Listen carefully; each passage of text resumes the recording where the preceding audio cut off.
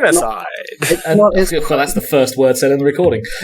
Your OBS is your OBS. Your webcam is showing OBS, by the way, Nicholas. Anywho, to start off, we've got some good news. So it is. Young Nicholas, thankfully, forgot to make a character before session, which means we will be rejoined by Nazeem. I thought we were going to be able to name Nick's character again. No, fresh from his... so, young Nicholas, to summarise, what happened is you were basically blamed for the debacle on Galifas. Though, to be fair, your command team didn't really throw you hard under the bus. They were honest in parts, but they didn't just go, yeah, fuck it, it's that guy's fault. Even when it was an NPC version, and it would have been more okay. So I guess in this version of history, they'd be probably even a bit more loyal. Which means, they did kind of back you up. Nevertheless, the Custodes attached to your fleet was looking for someone to blame, and he decided on you. So, you were removed from your position as captain, and have been allowed to stay as a member of the command staff, but only in an advisory role. So you've been busted down to... I mean, I want to say lieutenant, but let's double check in with the recently voted in captain and see. Captain Coayah, what is the new position granted to former Captain Nazeem? Are we doing the full time skip, or are we doing a small time skip and then the rest of the time skip will happen before the next campaign? So this isn't going directly into the next campaign, which will be a time skip of 11 years. This is going to be... beach episodes. Sorry? A beach episodes. Not quite a beach episode, I'm afraid. But what it will be is we're going to do a kind of like a nebulous campaign thing. So you will be playing through a couple of years' worth of campaign over an entire sector. This will be the Halakan Compliance. A joint action between yourselves and the Space Wolves. In which case, I will have... I know of Nazeem's strengths, and I know his weaknesses. Command is not his strength, however. Fighting and knowledge are his strengths. I will have him made... at this point, are we going to a grand company at this point, or are we still... You're technically still a company at the moment, but you become a grand company in the course of this. In which case, he will be a sergeant, but when we go up to grand company, I will have him promoted to captain. I will name him as sergeant of the Law Seeker Squadron. His job is to aid the Mechanicum in the recovery of knowledge, and aid the Imperium in the recovery of historical records, pertinent star maps, etc., etc., etc. There are those who derisively refer to him as a librarian, but... Basically, yes. I'm just going to let him be a librarian without actually calling him a librarian. There you go, young neighbours. You get your own squad off in the side to go pursue knowledge and forbidden things. Nazeem, let's double check. How do you feel about this? Are you okay with all this? Yeah, I'm fine with that. Cool. Is there anything else you'd like to know about what happened last session, Nicholas? Anything you think you might be missed out on? The only thing I can think of is Michilco, who, against all odds, survived his trial of incompetence and was not... all charges failed, and was immediately... Wait, what? Yeah, I know. Well, they made Ollie the prosecutor, and we actually had him roll for both sides, and he rolled really badly for himself and quite well for Michilco. Oh, no, that's what it was. Ollie and I both roll... so they had to have a roll-off, and then Ollie lost the roll-off, sadly. So it was actually quite close.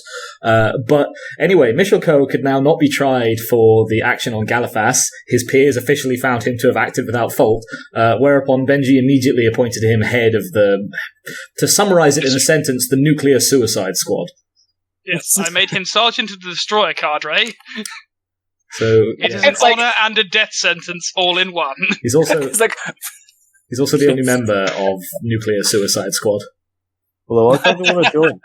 Oh yeah, sorry. There's a technical advisor because Coatlmox decided, yes, of course, this is a great idea. This is how you get promoted by blowing yourself up. Have we looked into getting a dreadnought for Coatlmox yet? He doesn't need one quite yet. Oh, I don't need no dreadnought. Yeah, he's got... I'm a Techmarine, bitch. He hasn't got any limbs! He'll have robot limbs installed. And to be fair, only really need to have a dreadnought when you're basically not existing from like just under the pectorals down. Yeah, a dreadnought is like we brought back the recently deceased corpse or the about to become a corpse, and we literally cannot save them. Level of damage. God, that sentence is completely grammatically fucked. So basically, you run out of fate levels of damage. Yeah, it's you would be dead.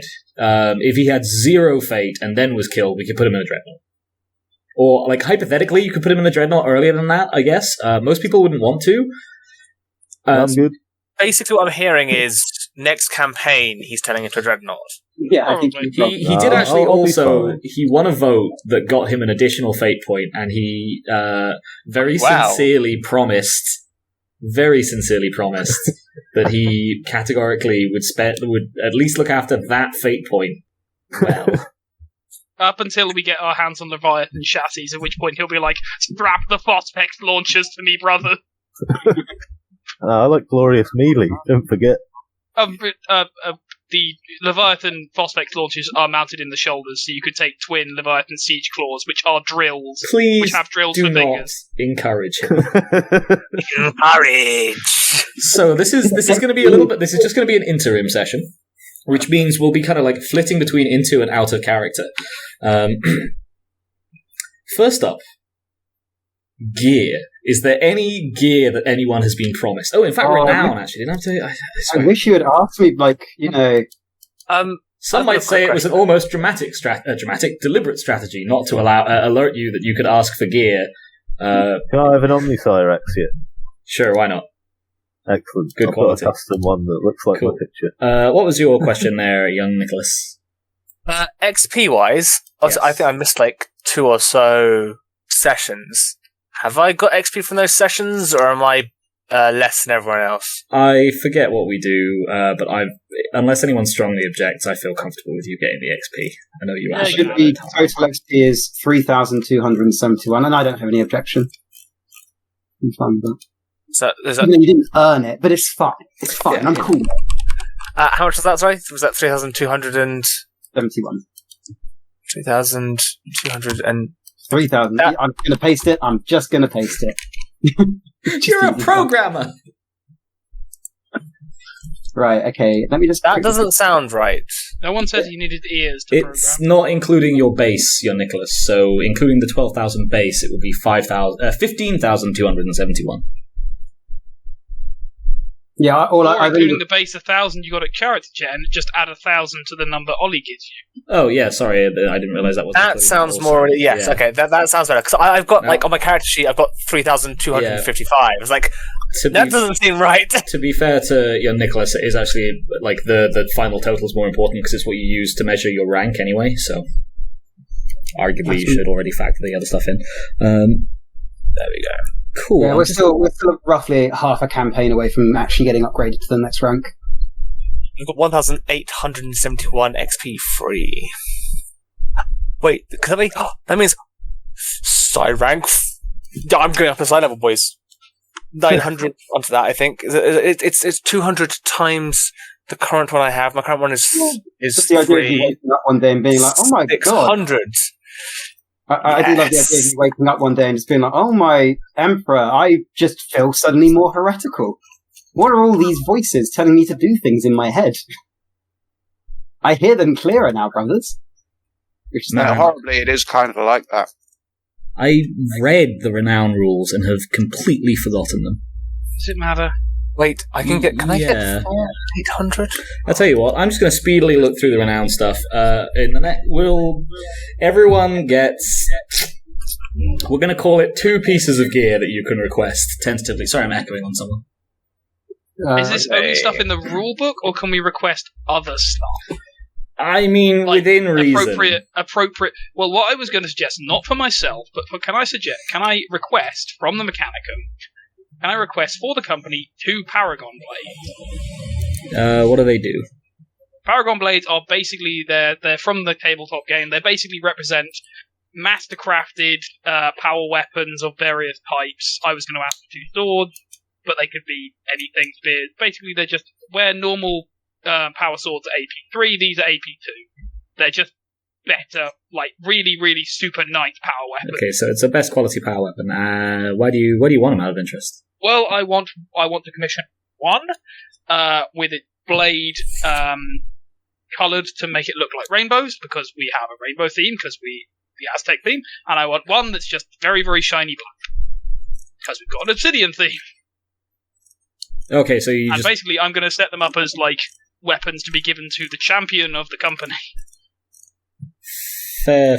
I think that's entirely reasonable if you're comfortable with those being your asks. Yes, because I've already got my power spear, which is what I wanted anyway. Sweat, cool. If you all could talk about yourselves for a second whilst I speedily double check the renown rules. I'm so sorry, I've completely forgotten these, friends.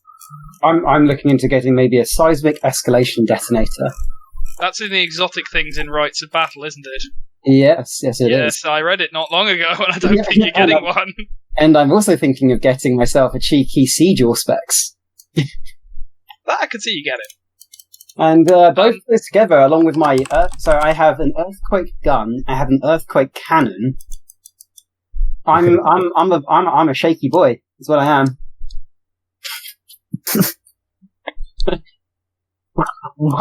If I trip over something wrong, I end up just drilling through whatever I land on until either I reach the void or the center of the planet. Does anyone have any preferences for the actual type of power weapons for these Paragon blades, or are you happy with swords? You'd be getting, I would think by default, Macuiltotec style swords, unless anyone strenuously objects. I thought they actually have power profiles for that sort of weapon, for similar weapon, I think, somewhere in one of the books. I mean, I'd probably end up fundamentally the striking action on a Macuiltotec is pretty similar to a chainsword anyway. It just a not powered one. So yeah. Huh. There's an executioner axe, claymore, falchion, Yeah. spear, and then what the hell's a breaching auger? Hello. Breaching auger is basically a big ass power drill on the end of an arm. Oh, maybe I want to get it is the stupidest weapon if you are playing raw Deathwatch. It is honestly the dumbest thing imaginable. Yeah, I want it. For various reasons. I kind of want it as well. Yeah, but I can't. No word in that sentence will have done anything but make them more keen on it, Benji. I hope you appreciate what you've just done. No, it's only really, really dumb if you're playing raw structured combat Deathwatch, because it relies on the structured combat rules to be dumb. And it also relies on you being a Techmarine into a Forge Lord. I was discussing this with Cread earlier, because the Forge Lord can suppress certain things, part of their... Forge Lord just sounds like a boss name. It is basically what Cread will become when we become a Grand Company, because he's our resident Techmarine, and he would be in charge of the other Techmarines. He would become our resident Forge Lord or Praevian. But yes, their special abilities, they can suppress qualities or enhance weapons with qualities, and one of those is they can take away unwieldy. So this thing you can't use this thing to parry unless you're a Forge Lord, in which case you can parry with your space drills. And the drills do something like 4d10 damage. 4d10 plus 10, I think. Yeah, it's 4d10 plus a set amount, but that's not factoring in your strength bonus, plus the fact that you can get higher strength bonuses, plus X plus Y, and it doubles all Righteous Fury damage if you crit, so it basically crits for double damage. It's got a power field as well, so you just have a solid 75% chance of destroying whatever you touch anyway.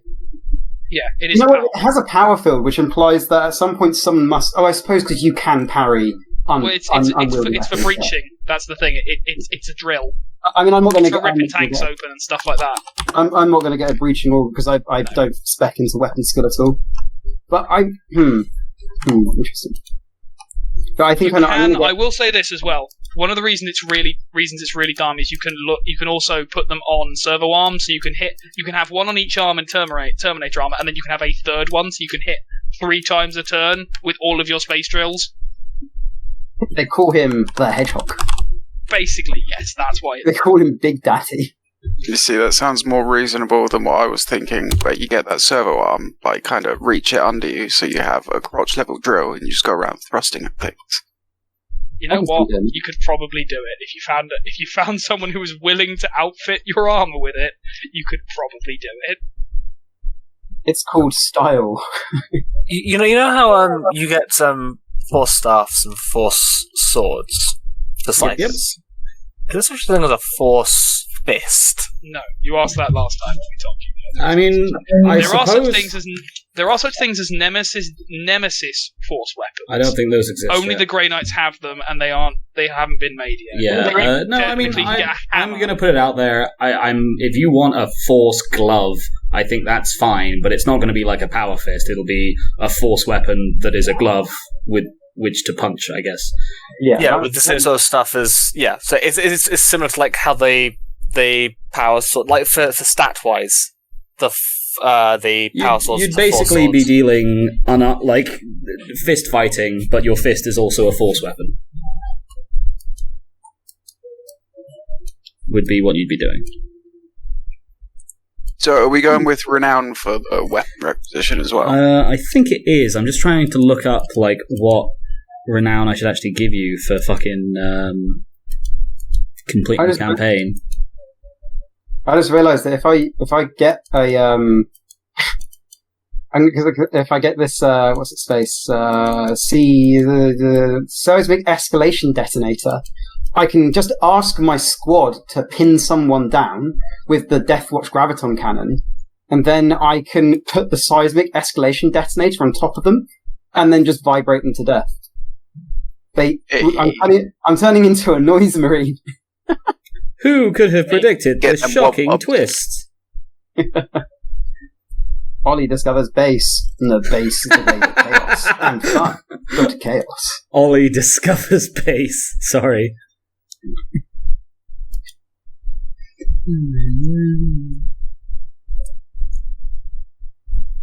Oh, atomizer cannon though.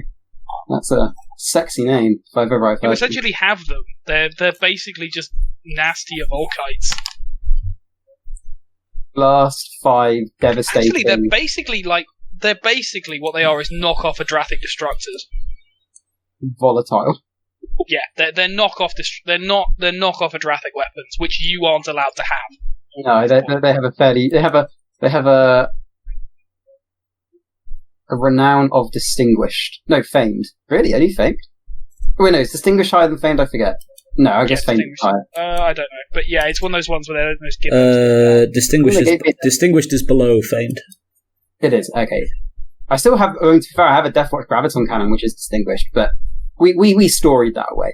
It's more they're distinguished in the 41st millennium. You are part of a legion. You get the good shit. Yeah, you get with caveats. You get the good shit. You don't get the really good shit.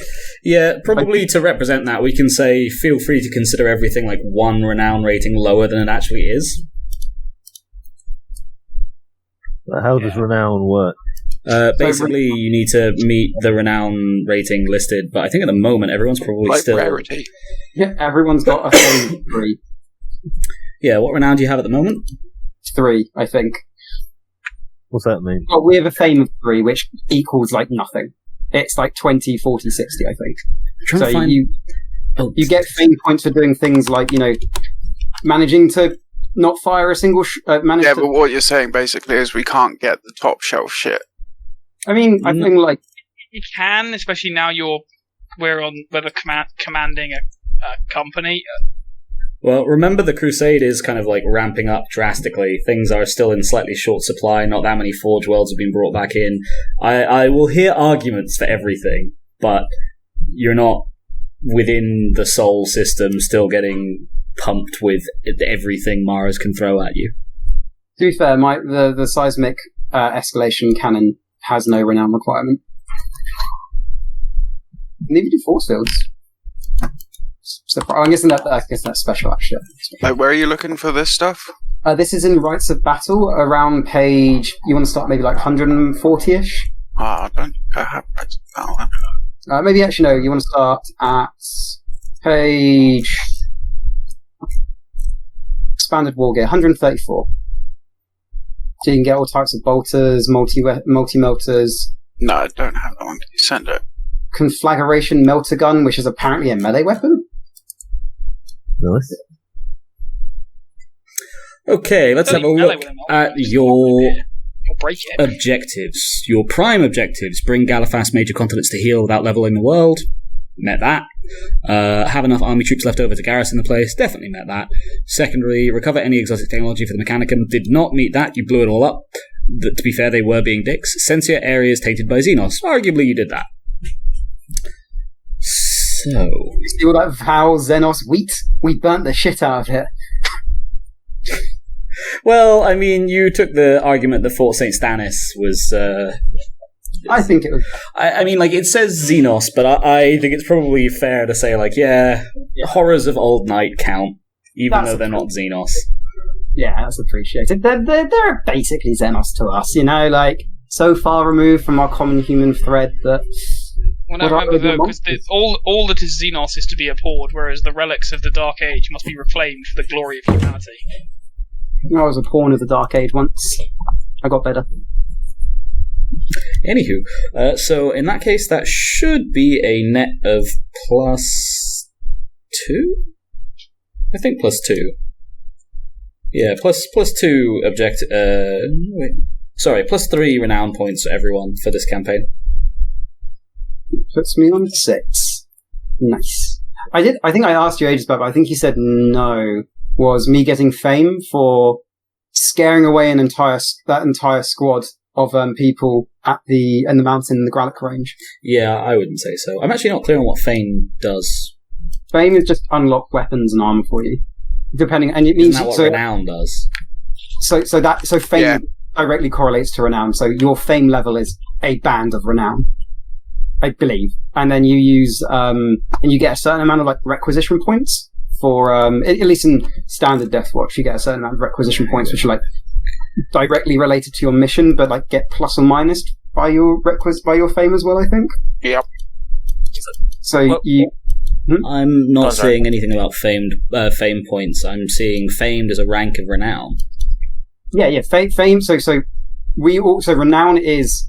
So I think it's only you can only get fame in the character sheet, and fame is your total amount of renown essentially. It's just a point. I see what you mean. Fame is just what you call the levels of it. So the resource is renown, the levels of fame. Yes. Fair, yeah. Cool, so I would never award you fame then. I would award you renown, and that gives you fame. Yeah, you award renown. Yeah, fair. Okay, cool. I'm a 3, did you say? I said you got +3 for this. I think you got +3 for the last one as well. We must have, yeah, because we got... Yeah, I'm on 6. You're on 6. Okay, cool. And then I actually don't really know how the requisition rules work. I don't remember. I think they're vaguely how we'd used them before. We're just going to grenade rules it. Fuck it. So everyone gets 2 asks, and we'll say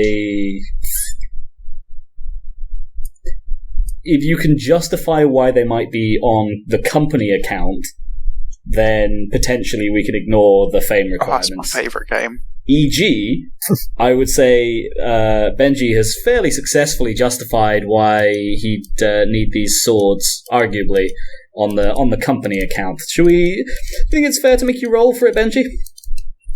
Can I try charm in that I'm asking the Mechanicum to use his talents and his superlative skill to craft a true work of art that will show off and that we will carry it forward to show off to everyone just how good he is. Oh, okay. So you're gonna like try and actively suck up. What the fuck are you? You're gonna suck up to Majos Adjutant Nabi Virith.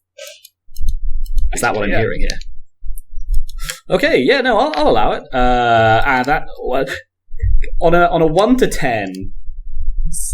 About where would you say you fall on the groveling scale? Like, how much are you willing to sacrifice your dignity in a private setting in order to suck up to the Mechanicum? Well, I want the good shit, because these are blades for the company champion. Exactly. So I'm going to say about a 9. About a 9. I will give you a +20. That is 5 degrees of success. 5 degrees of success. Get your nose right up in that butthole there, man. Right up in that butthole. Smell that brown nosing. I much prefer you to either of your predecessors. Oh, wait, he wasn't around for this one. I much prefer you to your predecessor. I will arrange to have these weapons sorted for you in Noir. Matsera. add to the company inventory if you'd like. Should we have a company fucking inventory? Should I give everyone a... Yeah. Let's have a character sheet for that. Company inventory. And I will just trust everyone to treat it well. He's under characters. Cool. Yeah, you can add both of your rainbow company, your rainbow best quality. One rainbow and one obsidian. Yeah, one rainbow theme. Because we're the rainbow warriors, themed. totally. How does one gain access? Whoever is currently acting as the company champion gets both. We will have regular tournaments. I am so fucking here for Benji's attempts to overcome the bloodlust, not by removing it, but by channeling it constructively. What every good leader does. Channel your destructive urges. Look at the shiny swords. Take the shiny swords by Not killing... just the shinies. This is the good shit. I can see it now, 100 strong men waiting on the battlefield. Benji swoops down in the Firebird, yeets the sword out the back of it towards the enemy, and yells, "Fetch!" That's... Okay, sorry, I'm just going to put it out there. Tossing the sword behind enemy lines and saying company champion is whoever retrieves it first is fucking hilarious. Anywho... yes, so Benji, I will trust you to add those, but they are best quality mastercrafted power swords, power Macuiltotec even. That's basically what I wanted for Paragon Blades. That's what they are anyway. Yeah, you can note Paragon Blades. I was just saying, mechanically for the effects. Sorry, Creed? Do I just have the Omnisirens? Yeah, you're what's it called? You're a tech priest. I think that's probably fair. Thank you, sir. Do I still get a second item? Yeah, you still get a second item. Anyone else got anything they want to request? Yeah. Go on, sorry. I would like to have a seismic escalation detonator for me and my squad. They have no renown cost. They are just a dash. You know what? Okay, fair enough. Go ahead. And the second one is, I guess me and my squad love to get a cheeky siege auspex that is implemented into the armor, into the helmet systems. What renown level is that? Let's have a quick look. Siege also has no renown cost. Okay, yeah, no. Yeah, for whatever reason, the Mechanicum seem to be in a weirdly good mood ever since Coayah took over. Weird that. Yeah, I don't know what kind of silver-tongued, clever convincings he's doing to get the Mechanicum to actually, listen to your requests. There's even been some talk of them potentially allowing Coatlmox back into the Forge Shrine. They haven't actually done it, but they've at least pretended to sound interested when it's brought up. Oh no, this wine's going vinegary. I better drink it fast. Anyone else? What's the renown cost stuff against, right? It's distinguished means what? So basically you have 5 renown ranks: initiated, respected, distinguished, famed, and hero. You usually can't get anything that is your what's it called, above your current renown rank, and you're all currently technically initiated because the system's designed for Deathwatch, and we're kind of cross using it for Great Crusade stuff. We have said that because this is still the start of the Great Crusade, and you have access to a lot of shit you wouldn't otherwise. 1, we're being more generally lenient, but 2, also, things are a bit more accessible, or quite a bit more accessible actually. So you can consider everything to be 1 renown rank requirement lower than actually is, which means you can take anything which is a dash or respected. Distinguished is unfortunately currently out of your range. Yeah, I think that's catching my eye at the moment is getting I think it's dipolar mag thing for my force sword. So Ewan. Sorry, let's do your Nicholas's thing first. Oh, yeah, what is it, your Nicholas? Dipole maglock. Cool. What renown rank is it? Dash. Oh, is it just so what's it do? It gives you quick draw on the weapon if you don't already, and if you already do have it, you can draw the weapon as part of a parry. Yeah, sure. If it's just a weapon modification, I don't see why not. I mean, arguably because it's a master-crafted force weapon, and therefore it's quite difficult to mess around with it. But if I recall correctly, you don't know it's a force weapon, so, you have it, like... It's difficult to actually get the mag grip applied, but with some effort, you're able to find a Magos who's willing to help you out. A lot of them seem weirdly offended. It's just a staff. Like, no, it's a sword I've got. Sorry, it's just a sword. I don't know why people are so. It's ordinary power sword. They just look like this. Yeah. It's because it magnetizes both and it goes flying into your hand, sort of thing. Yeah. It's like, ooh, okay. So you've basically got a grip that's not been like... The sword itself hasn't been modified, but you've got a grip that's been applied around the sword's regular grip. So it's probably off-balancing it a little bit, but you're more than capable of compensating for that with your level of training. Anyone else got anything else? Kinda. Like, trying to get the book. Yeah, Carl needs access to Rights of Battle, but I tried linking it, but I couldn't find it in the pinned items, and I can't upload it, unfortunately. Mm-hmm. Upload it? I don't know what you mean, Ollie. This is my perfectly legal channel. We're all reading it from the books clearly in front of us. I actually do own Rights of Battle, but it's in the UK. Did you bring any of your rulebooks over? I can't remember. Yeah, I got a load of my rulebooks over here. I might even have Deathwatch Core, actually, but I don't have a lot of the some called more obscure ones. I got a load of the Deathwatch books when an online retailer was throwing them out for cheap. I'm really pleased. They're usually quite expensive. Only War is... Sorry? I remember the day that happened. I remember you getting the link and you being like, I've just spent £50 on books, and then you were like, am I going to spend another £200 on books? Yeah, I'm fucking glad I did. Do you have any idea how much those things would cost now? Yeah, I mean, they're crazy rare. I will never forgive myself for getting rice pudding on my copy of the Only War Core rulebook. That thing... that is probably the most expensive book in all of the 40k fandom. They sell for hundreds of pounds. I think like a mint one, you might be able to get. Are we talking? I don't know, like first edition rule books in mint condition. Oh, that's probably fair. Yeah, I hadn't thought of like mint condition first edition rule books. It's not a mint condition. It's porridge. Well, it's rice pudding condition. Yeah, I'll fucking kill you, Ollie. I mean, rice pudding is a kind of porridge. Anywho, God, that's a mindfuck. So it is. Anywho. So I've linked it in Discord for you, Carl. I've got one last thing, actually. I just realised I don't have it. So we can also go throughout the session if you'll want like a little bit more time to read. What you ask for, do you, Nicholas? Just a psi focus. Because I haven't got one. Do I have one? I don't know. You don't have one because you wanted it to be your sword, and I said you couldn't have a psi focus that's also your force weapon. I mean, what do you want your psi focus to be, Nicholas? You can definitely have or make a psi focus, but given your background, how do you feel about your psychic powers yet? Are you like My Little Pony totem? Are you figuring out that you can have a tiny carved horse figurine if you like? Are you figuring out that you're though? I mean, really, it should be a smoke machine considering Nazeem. Get an entrance, a little necklace of the planet of Venus on it.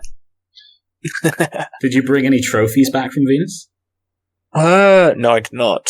Nothing from Venus. I mean, I could give you my melter gun that I got from there, my industrial melter gun. Last battle. Should have come down. You know what? You ever think about it, Nicholas? Yeah. I'm sure you would have saved that last bolt shell, that was ejected when you shot the guy in the head. That seems like the sort of thing you would have saved, didn't it? I don't think so. I've got it, actually. What are the big old golems that we fought on Venus? The litho golems? Yeah, did they have teeth? Yeah, I suppose so. One of their teeth was left in my armour. I use that as a psi focus. That's a neat one.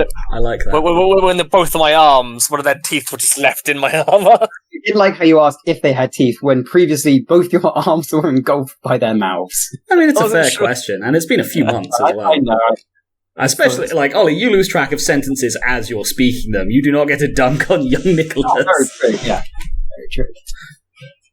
I'll have one of their teeth on a necklace. That's a lovely little side focus, young Nicholas. You may add. I'm gonna bump it up for narrative appropriateness. That is a good quality side focus. Don't know what that would actually do for you, but you may consider it. It's normally a plus 10 bonus to my psi test. Is it a plus 20 or plus 15 plus now? 15, sure. Why not? Yes. I'm all here for young Nicholas as he becomes a librarian. So, in that case, after Galifas, your company is moved on through a series of other minor compliances, most of them little more than simple invasions, a couple of policing actions, a few minor pacifications, incidents with pirates, nothing major. Years pass, but rarely do you see the same level of intense conflict again. Until you are recalled to support a joint action by the 4th and 6th Legions, if I'm recalling correctly. Again. The Halikan Expanse. A region controlled by no small amount of Eldar. Ruling over enslaved human populaces, as well as striking from their own hidden craftworld somewhere in the sector. These strange, ethereal aliens think nothing of ending 1 million human lives if it simply stands a chance of saving one Eldar. In many ways, the ultimate expression of alien cruelty and prioritization. The campaign is long and bitter fought. You're not the only members of the 2nd Legion, not the only quarrelers still here, not the only quarrelers called in. Several other companies are also located in the arena as you fight across world after world, slowly growing your own company as other shattered squads filter in and join your fleet, or Imperial Army units are absorbed to your cause. How do each of you treat the conflict? What are you getting up to as the fighting continues and in the short, sharp hops between systems and between individual theatres of conflict? I'm massively enjoying figuring out how to destroy these Eldar structures they keep putting up. What are their weak points? How do I most effectively destroy them? And then I come across some weird-looking some weird-looking gems, maybe, in some building. And they're most entertaining when they crack. You make a game of it, noting that there's one of these on damn near every Eldar that you fight. They explode beautifully into dust. So they do. I'd like to get involved in the melees. Well, there goes my plans. This is so painful. I'm collecting Harlequins now. This is really painful. Yeah. My plans for this campaign were going to be, well, let's start out with a dialogue to see if we can't solve this peacefully. Ollie, smashing soul stones on the floor. Scum. To be fair, you are the captain, so if you wanted to start with a dialogue, that's fine. I will unfortunately say that though you do attempt to start out with a dialogue, if you'll recall, you were called into support, and you were called into support, I believe, the 6th Legion. Just double check. Was it Space Wolves? Yeah. Can I have a combi weapon for my second thing? Yes, 6th Legion. What combi weapon is it? Bolt and flame. Yes, by all means. Yes, sorry, so you were called in to support the 6th Legion, who have already, in fact, it's actually a 6th Legion officer who introduces Macuiltotec to the practice. Shows him a small pouch in which he keeps a pinch of dust from every gem he's ever shattered. Ooh. Maybe I'll just start doing the same. That seems like an interesting little fetish to have. You know what? The 6th Legion do not like the 2nd. Generally, you do not get on well at all. But Macuiltotec and his Havoc squads, and their desire to be in the thick of the fighting, ripping apart enemy structures in the heaviest siege battles. Mackie, add Peer 6th Legion. Ooh, amazing. I want it to be noted that the first time we bring out the seismic escalation detonator, we are all very impressed and also very terrified. But we don't show it. But everyone's there just like, that's a new thing. That's interesting. As the tech advances. Now is the time also for your lodges and things, folks, if there was shenanigans you wanted to get up to. But also, how you're treating the campaign, how you, if there's anyone you want to, meet up with, or if you want to, try and get your own units to have a little detachment fight elsewhere away from the rest of the company. I want to get competitive in open melees with the other legions, and then in my free time try and start a I tech thought we lodge. were going to have a bit longer to actually set up like lodges and stuff like that, not just do gear and then go straight in. Well, I mean, this is when you're doing the lodge setup, basically.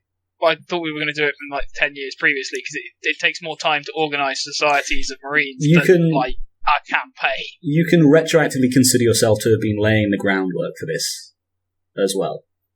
Well, and also consider the timeline like a little bit flexible here. If like halfway through, say like Carl hasn't done his gear yet, that doesn't mean that he's only getting his gear like halfway through the campaign. So I know usually we try to be strict-ish on timelines, but in this instance, consider it fairly elastic. Wibbly wobbly, Jeremy Bearimy style. Exactly, Jeremy Bearimy style. How's like open psychery-ness being handled now? A few years in, there are unconfirmed rumours that it's happened in that psykers have been spotted in some of the other legions and used across other battlefronts, but it's nothing official at the moment. Officially, there are no Space Marine psykers. I would say you're probably edging towards either edging towards the realization that you are one, or have already realized it and are kind of grappling with that. I think he probably grappled with it. He started trying to be very careful with it and kind of play with what he can do. I think that's entirely fair, and thankfully you've been given control over this mockingly called Librarian squad. This gives you plenty of time and facility to research into these things. Trying to come up with new ways of using it in different ways.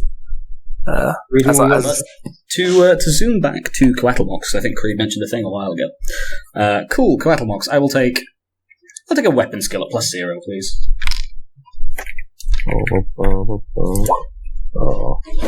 Fake that. Oh, can we get a full fate refresh actually right now? I think we'll do the full fate because this is still an interim for me. So we'll do the full fate refresh. Start of next campaign. Okay. I failed horrendously, 5 degrees. Yeah, so you're no slouch in melee. The issue you run into is that even though the 4th Legion, not necessarily noted for their fierce melee fighting, the 6th Legion, my gods, they're terrifying and barbaric, even by your standards. There's more than a few incidents where they actively wound friendly Marines, even in training. Interesting. Well, I will say is this: what are their thoughts on interlegion discipline? Because one of the things that societies I was going to set up was I was going to borrow one of the ones from the Dark Angels from their original host system called the Host of Bone, which is basically the proto-consuls, although I was going to call them lictors because consuls are also another rank and it's confusing. Basically the disciplinarian ones of if a Marine goes too far, they are authorised to just fucking shoot him in the head. I think I'm a bone priest. I think consuls have already been invented. It's within your rights as captain to request a consul be instated. I was going to instate them on my own merit. But how would they feel about blue on blue is not acceptable to us. I'm unfamiliar with this term. Friendly fire. Sounds like a policing term, Benji. So, yes.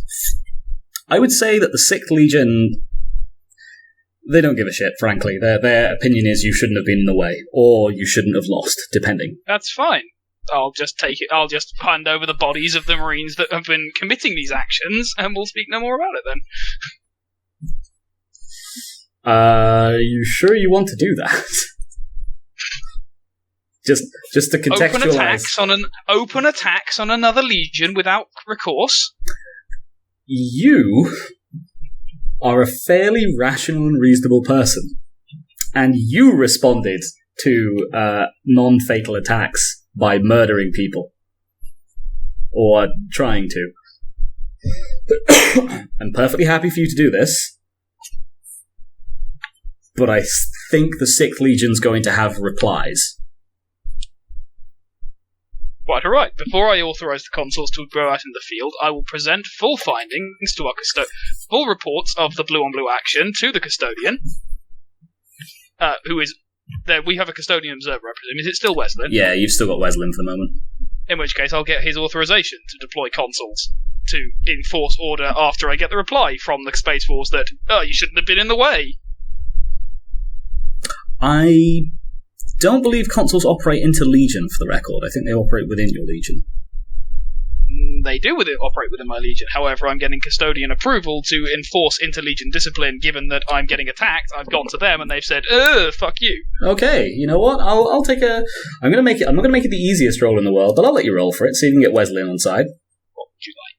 I think this is probably going to be a charm roll, but I could be persuaded otherwise if you had something you wanted to roll instead. I think it's probably charm, because it's quite a dire action that you're asking him to back up, even if it is one he can back up. So I would say charm over fellowship at a minus 50. So can I do 2 rolls? Can I roll Scholastic Primer Imperialis first to give myself a full legal backing of what it says in our big book of being an Astartes by Big Papa E? I think it's the Principia Bellicosa still at this point.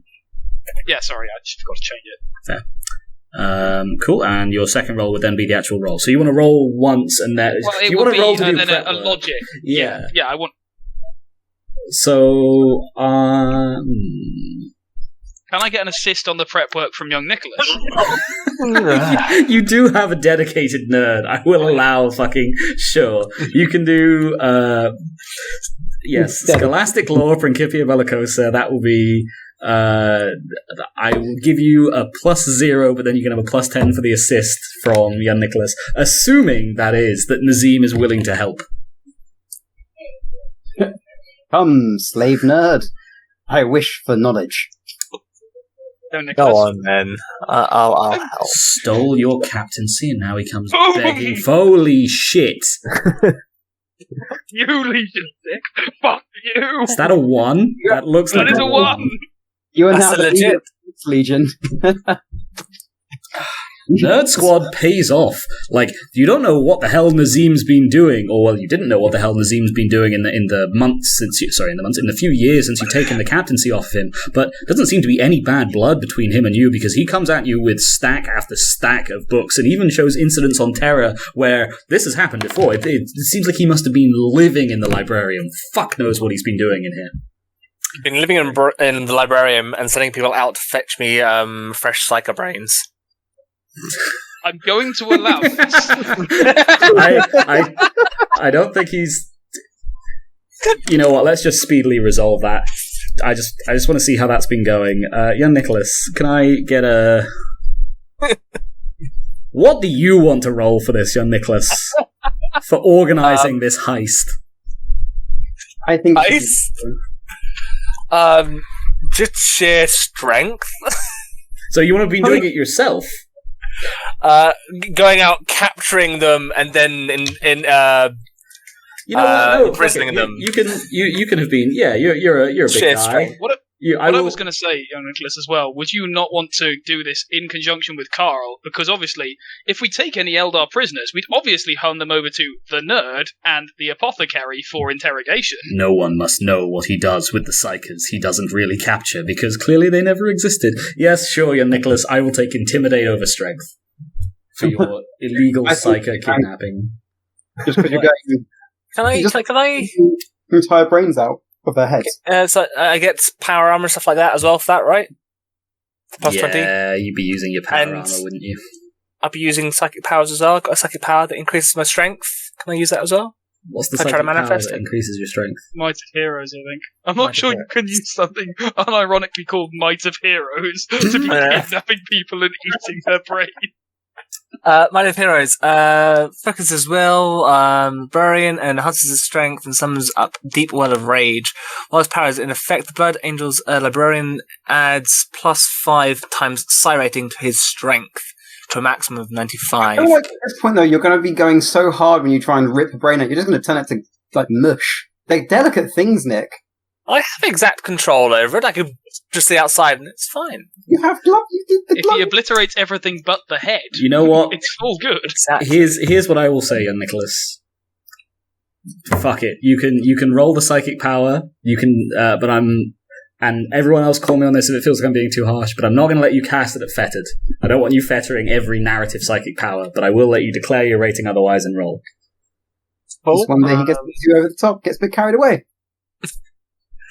We'll do times 2. So we'll go star rating. This is a sub roll within a sub roll within a sub roll. I know, within right? Creed's roll. We're gonna go star rating 2. So I get plus 20 because it's 2 underneath the 4 that I'm now at. Plus 15 for my psi focus. Cool. It's plus 35, which means we're rolling at 90 cap. Get doubles. Fuck. Ooh. All good. Yeah, that's all right. Okay, you get whatever the bonus is. Cool, then give me your strength roll. Cool. It's plus 10, so that's plus 30. So 30 strength, so 71, I believe. If there's no other extra bonuses. No, the people aren't difficult to overpower. Getting them back onto the ship without it being tracked or anything often is, so I'm going to call it a no-score draw. Any help from Carl? Is Carl going to help me? It depends. Are you telling Carl that you're illegally kidnapping and eating psykers? He can have the other bits. Yeah.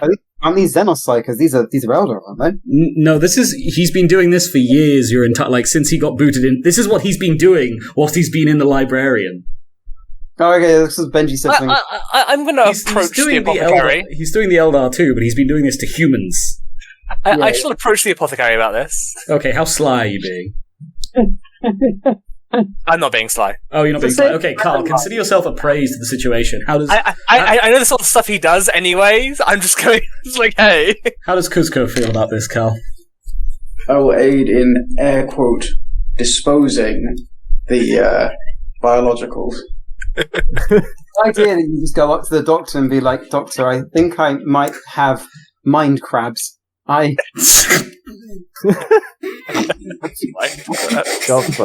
mean, a friend of mine has mind crabs. I think I might have mind crabs. Sorry, okay, sure. Plus 10 from Carl.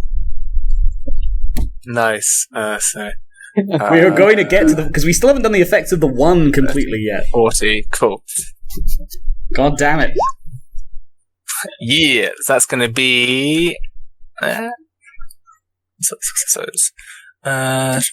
41 plus 81.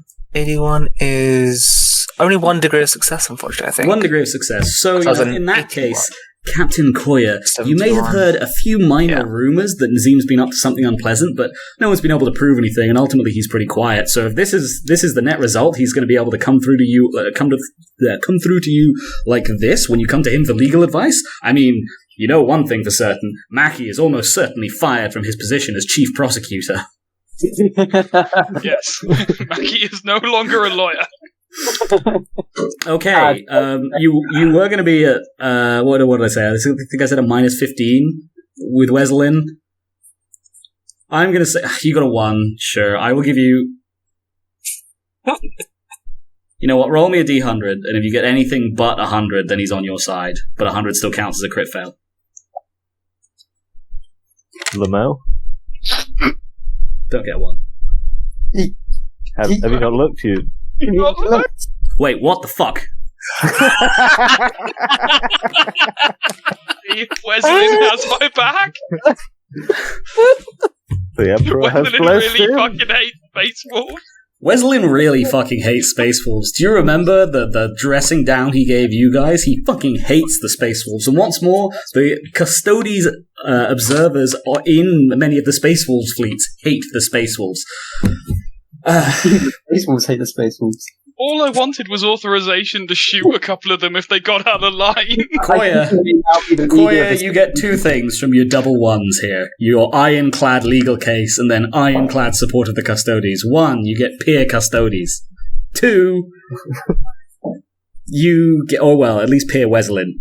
Let's tone that down a little bit real quick. That almost got out of hand. I fucking know you. Custodes, yes. May I have a guardian spear, honoured brothers? Fucking goddammit. And 2, you get authorization from Weslin and every other Custodes observer in the entire fleet that you can shoot anyone you like in the entire campaign theatre who isn't a custodes. Shoot and authorize the shooting thereof. Excellent, brother. I will have the consuls arranged, I will have the consuls selected and authorized by our current primus medicae. Carl, pick the consuls you want. I'm having them, and they have been given powers to kill, summarily execute any Space Wolf caught in a blue-on-blue action. Do the Space Wolves know this happens? The Space Wolves are apoplectic. They're aware of all of this. The whole thing's happening. And there has been a sudden spike in crew accidents on a number of their ships, as well as civilian casualties across most of their active theatres. Something which has not helped with the custodies coming down against them. This is making it real hard to be friends with them, guys. Why would you think of me when you do this? Carl? Part of me wants to make him the friggin' Devastator squad as the guys responsible for shooting people.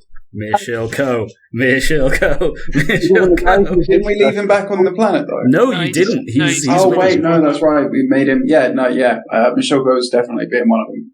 I mean, also, he's the guy who hates us who had full legal power to shoot us. Yeah, he's a consul. He's only authorized to shoot people I tell him to shoot.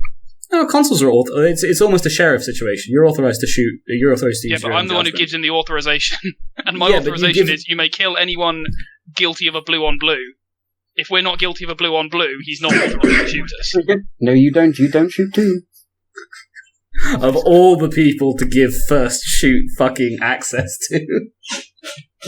Terrible idea. Let's do it. I mean, I didn't make Michilco part of the goddamn consul squad. Is Michilco actually now part of the squad? Cause they're not even a squad. Consuls, like, think of it like deputizing sheriffs. Or appointing sheriffs. They're not even, they're roving sheriffs as well, effectively. I'm just going to choose like my other 9 like most loyal Medicaid representative people. Apothecary, Brain. This happens partway into the Halicarn compliance, and at this point you've actually already absorbed a number of other minor companies and squads from battle-damaged formations, which means there are a number of other lesser apothecaries under you there, Kuzco. So your first act, apparently, upon being invested with this responsibility, is to immediately make it the responsibility of the apothecaries. They're the guys that got to look after the ones that are wounded, right? So they should also be allowed to mete out punishment for increasing, like, the wounded. They are already in charge of dealing the Emperor's Mercy. There's definitely an argument to be delivering the Emperor's Mercy. There's definitely an argument to be made for it. Like, they give first shots, you know, one with a bolter and one with a needle. It makes sense to me. So in that case, as we're finally back up to the topmost layer, Coatlmox, you've attempted to organize a tourney after one particularly bloody compliance in which a number of the Space Wolves will compete. It goes incredibly poorly, and one of your arms is snapped off in an accident. How do you feel about this? Pretty down. Your eyes, considering laser eyeing. Your eyes scan over an apothecary wearing your Legion colours on his tabard in the crowd watching. You know what that means. Do you take this wound with grace, or do you see the slight avenged? Is this during a duel? This is during a duel in the tourney you organised. Can I try and aggressively demand a rematch? So I guess not take it well at all. Okay, so you're not going to take it well, but you're not going to, try and get the guy shot by the consul then? No. You know what? Sure. He agrees to a rematch. Weapon skill again, -20.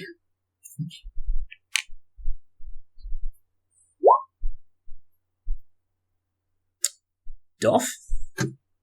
What am I doing? 4.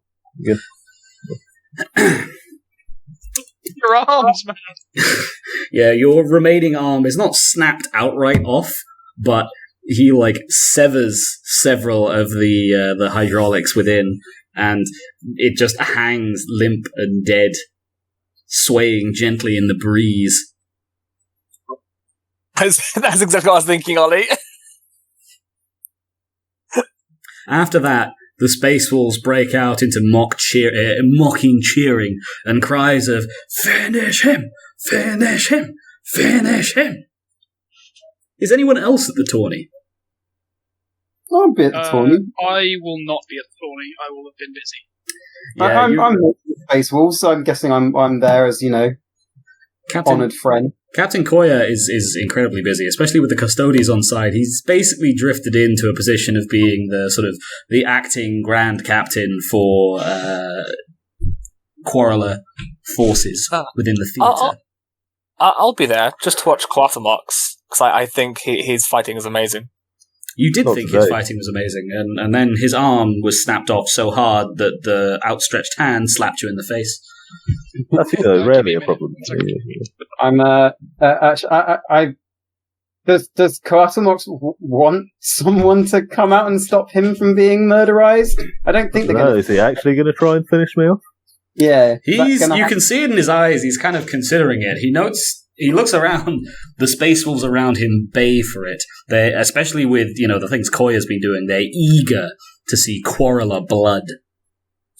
It's like these are your baleful eyes, don't you, though? Right. Goes to the swing, just I want to win with glorious melee. I failed too much. Sorry, I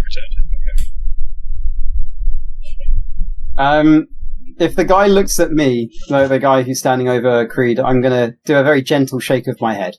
Like a no, don't do this. I'll take a charm at +0, please, Ollie. What does Peer get me again? +10 on the charm. Also, I let you try. Oh, so this is 50 or under. Just fail it. One off. He looks at you for an instant, sadness in his eyes, and then turns down to Coatlmox. I think a rematch. Agreed. Is this like best of 5? He has 2 more limbs. He can go in these another 2 rounds. I'll take weapon Exactly. skill at a -40, please, Creed. and even then, he can bite his ankles. Assuming you're fighting fairly with your 2 non-functional still got the servo arm. arms. I don't think you're allowed to. I don't think you're allowed to. was use it my other arm broken now as well? Yeah, it was your other arm broken as well.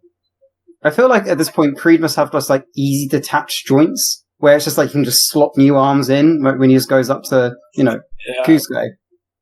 Just slap a new arm in me and just slots in there straight away. But You can Iron Man it. He's not wearing his armor, so he's not wearing his servo harness. Alright. Okay, I'll give it a go. So I get my 10 from basic attacks. I'm going to say no. It's just a narrative roll. Oh, no, that's 1 or under. Nope.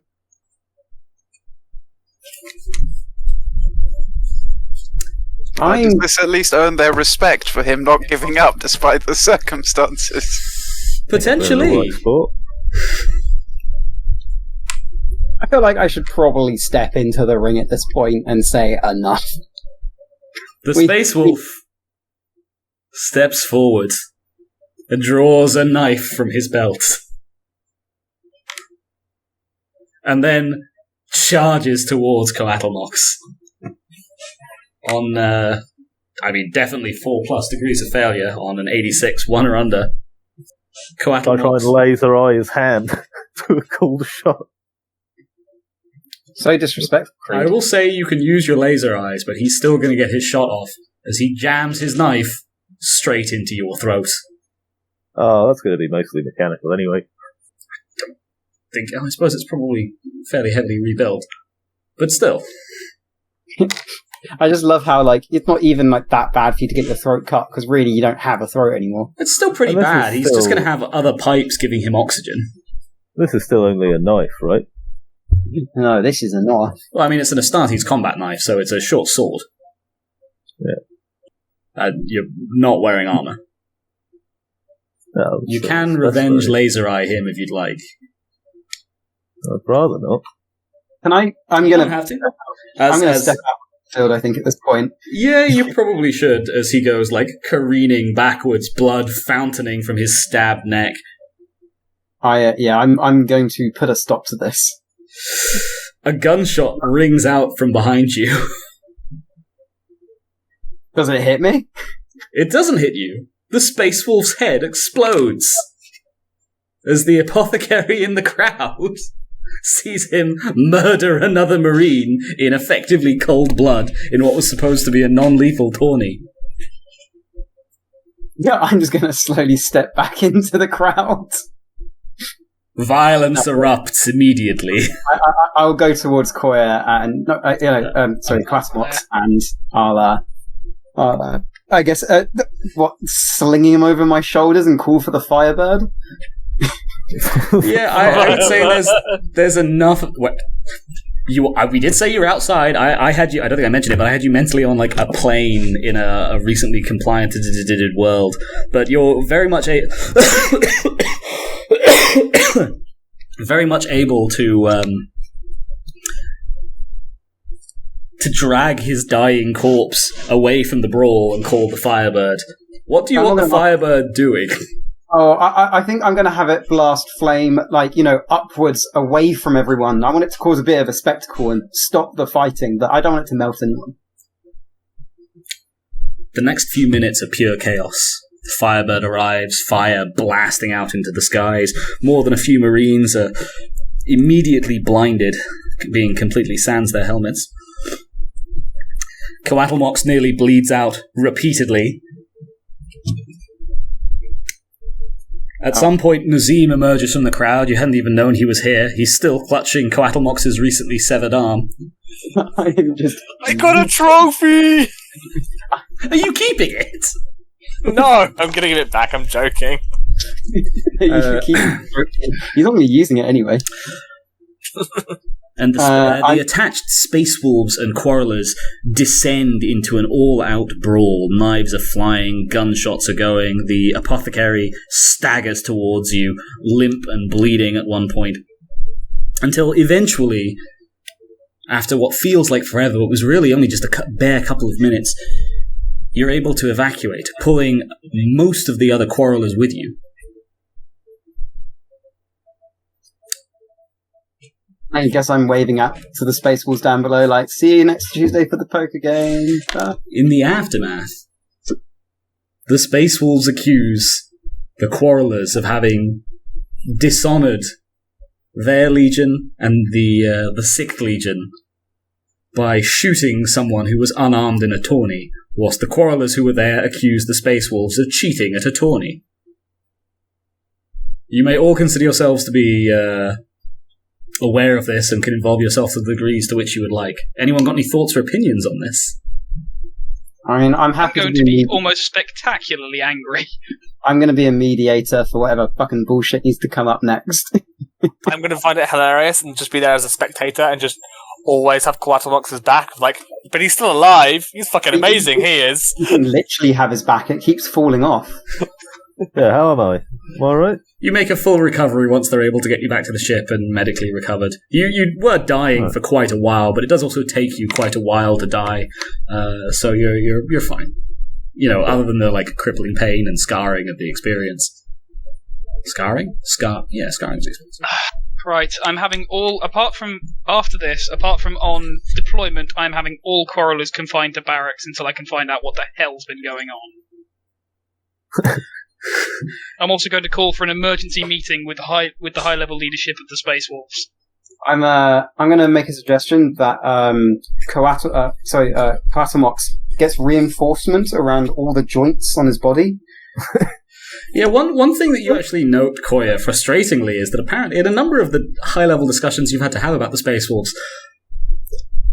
Mackie does seem to keep coming in. Lieutenant Mackie does seem to keep coming in with this, but there are good people on both sides nonsense. Something about a weekly poker game? I don't know. Who is deployed with the Space Wolves at this point? Are they only a company, or is there an actual Centurion, a consul? So it's several minor companies.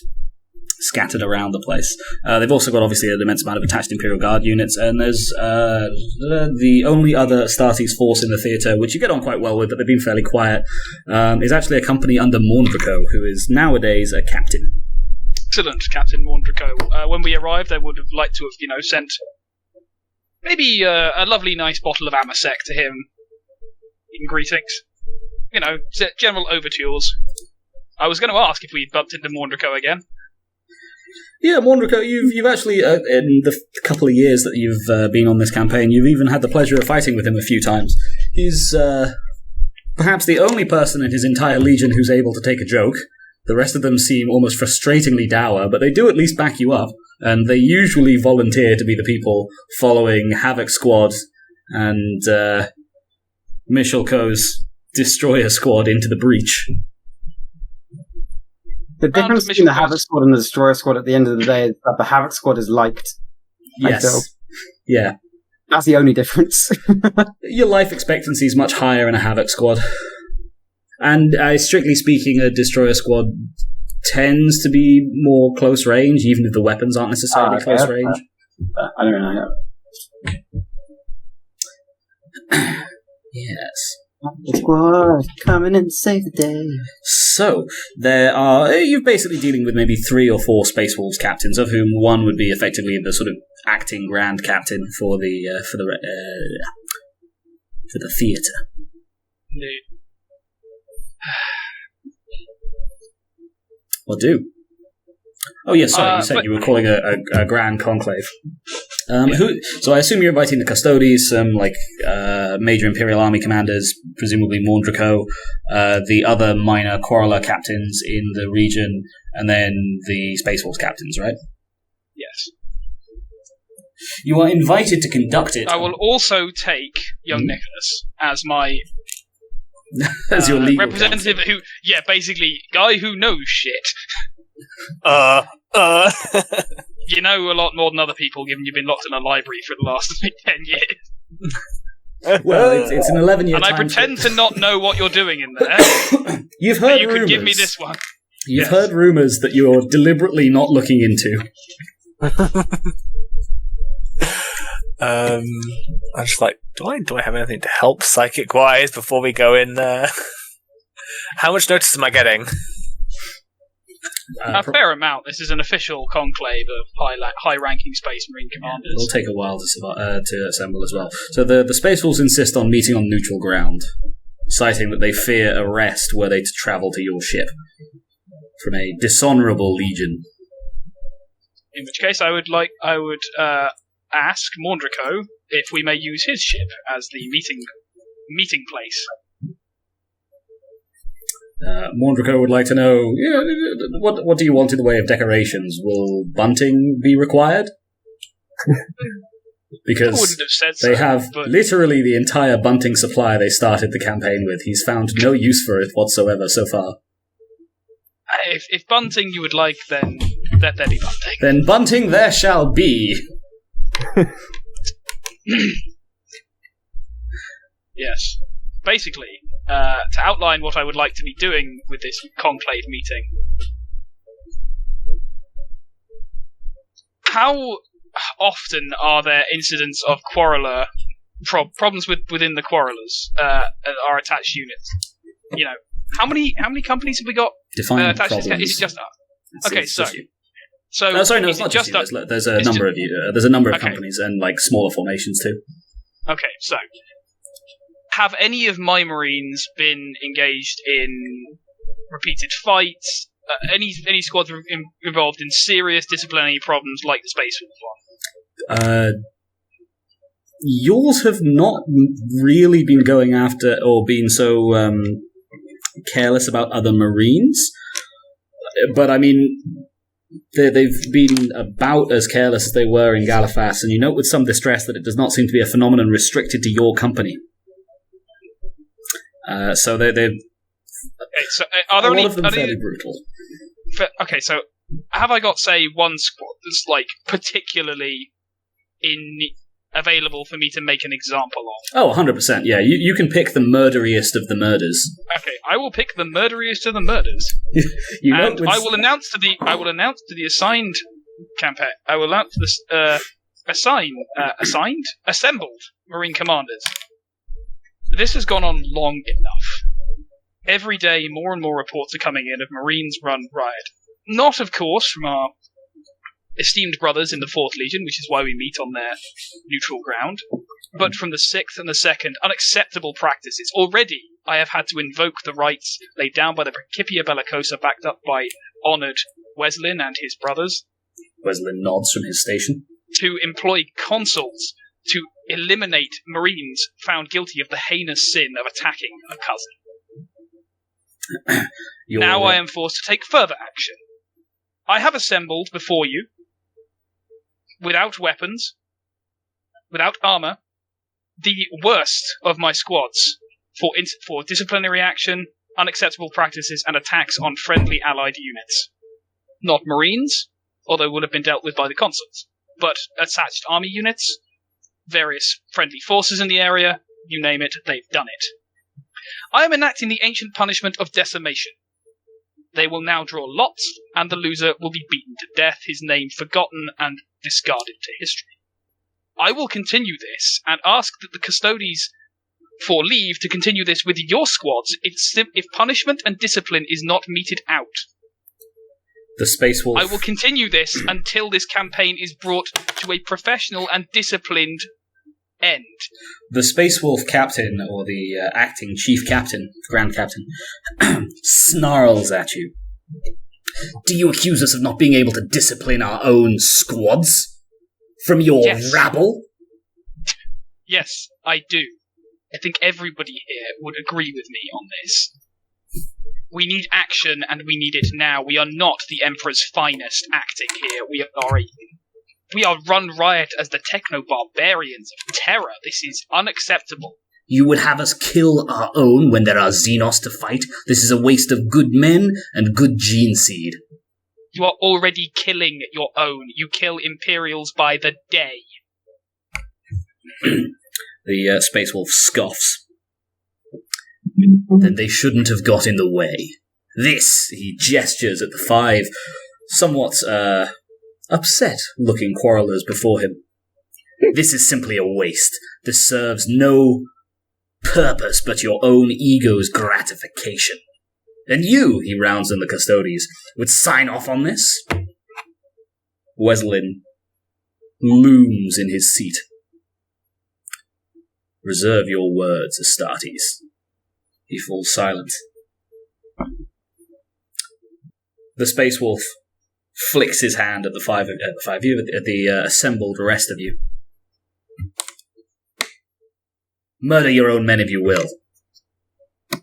I would sooner quit the theatre than succumb to this barbaric practice. Good thing I'm not there. If you wish to quit the theatre, then do so. We will retain your attached army units, and you will have to answer to both yours and overall Imperial command as to why you have left the theatre in such a manner. I'll take... I think we'll call this an opposed strength test. I mean, you both have the Astartes bonuses, so we'll call those nil. I'm going to say that he's rolling at 60 or under, I think. Same for me then. This is just flat strength. I'm not trying to punch it. No, it's not. It's basically you two having like a square. Oh, sorry, intimidate over strength. So it's the two of you having a square off. Ah, okay, that's a bit better then. That is 3 degrees of success. It's a degree of failure. The Space Wolf looks around. I will kill every single Space Wolf I have to before if it means that discipline is fucking achieved. He looks at the 4 custodies scattered throughout the room, all of them staring down at him in quiet disgust. He looks at the Imperial Army commanders, abhorring his presence. He looks at the nearly naked Marines, the quarrelers down in the center of the Judgment Pit, eyeing him, hoping for perhaps some reprieve. He looks at the quarrelers, fed up with his bullshit. And he looks at the members of Legion 4, impassive, even with their merry bunting. Love the fact it's bunting. There's so much bunting. Mourndrko went way overboard on the bunting. They've used I don't care. I love Mourndrko. He's just the fucking best. They've used none of the bunting budget the entire campaign. This is the first thing that's even comparable to a celebration he's been able to persuade the Legion to have. No one ever comes over to the Iron Warriors for dinner. It just doesn't happen. Oh, I'll go over. I'll invite his command squad to dinner after this. We'll be friends with the Iron Warriors. I'm sure they're going to get along very well with, the Havoc squads and things that cause chaos. I have a feeling about that. I don't know why. So, the Space Wolf grinds his teeth as he notices one of his own captains starting to crack. Withdraw your consuls from our ranks. We will segregate ourselves to our own theatres, and you may pursue the war on your fronts as you wish. There will be no more Astartes, inter-Astartes casualties. Is this agreeable to you? The way he spits the word you makes it very clear that he feels like he's being forced, which he is. He very definitely is being forced. Certainly. However, I shall also put out the call to any and all attached army commanders that wish to change their attached Astartes units. He bristles.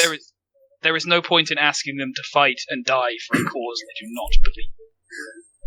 He bristles, but a nod of satisfaction from Wesleyan simply deflates him. The Space Wolf scoffs, nods, turns, and flees the chamber.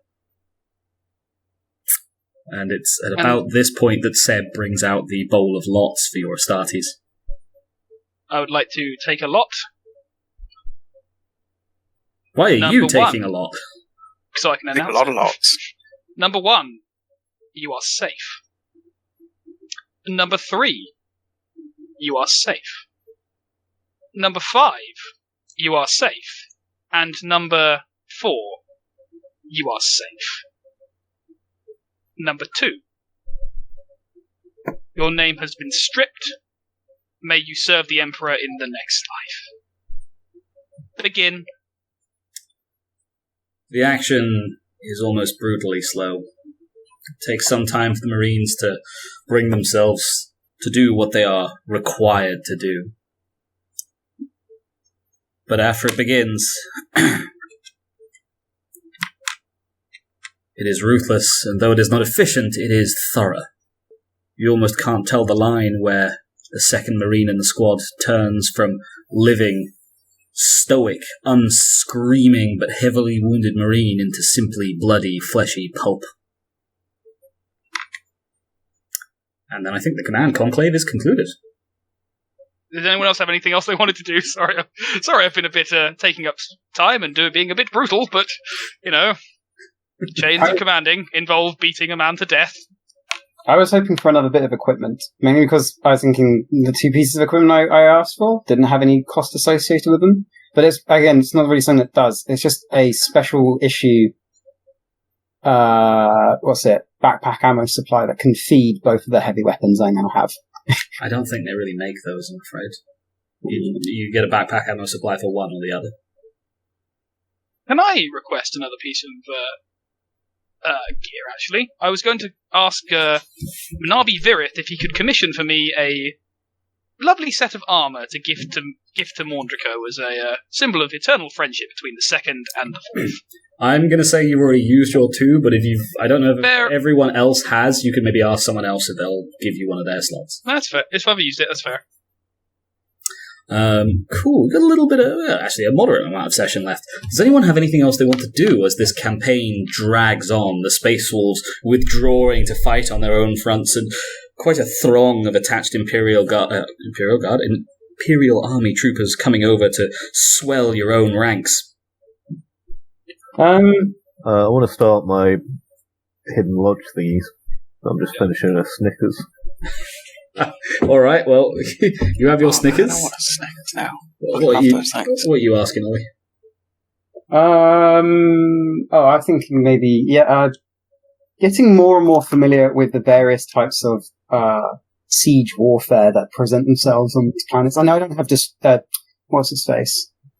Demolition trained, but, I think just, slowly amassing a large collection of these random jewelry that I keep seeing. Some of them I crush, some of them I keep.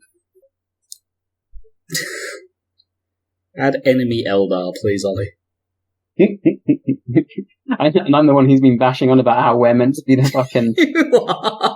Yeah, I wore a fucking Gyrick's pelt. We all have Gyrick's pelts. It's true. Yeah, I know, but it's actually caught on amongst some of the other companies. They're like, oh, this is a really cool idea. Yeah, no, let's do that. We did it first, we're cooler. And as the campaign's worn on for you there, Mackie, you found that a number of other people who also kind of didn't mind the Space Wolves so much, and who enjoy siege warfare and fighting with the biggest guns possible, making the loudest and flashiest bangs, real flash gits types, have been coalescing around you, slowly growing you from Havoc Squad to perhaps Havoc Demi Company. Ooh, that means that I get to start having, secret initiation rites and stuff. And on that subject, let's flit over and see Coatlmox. How do you want to be setting up your cult? Your cult, your lodge?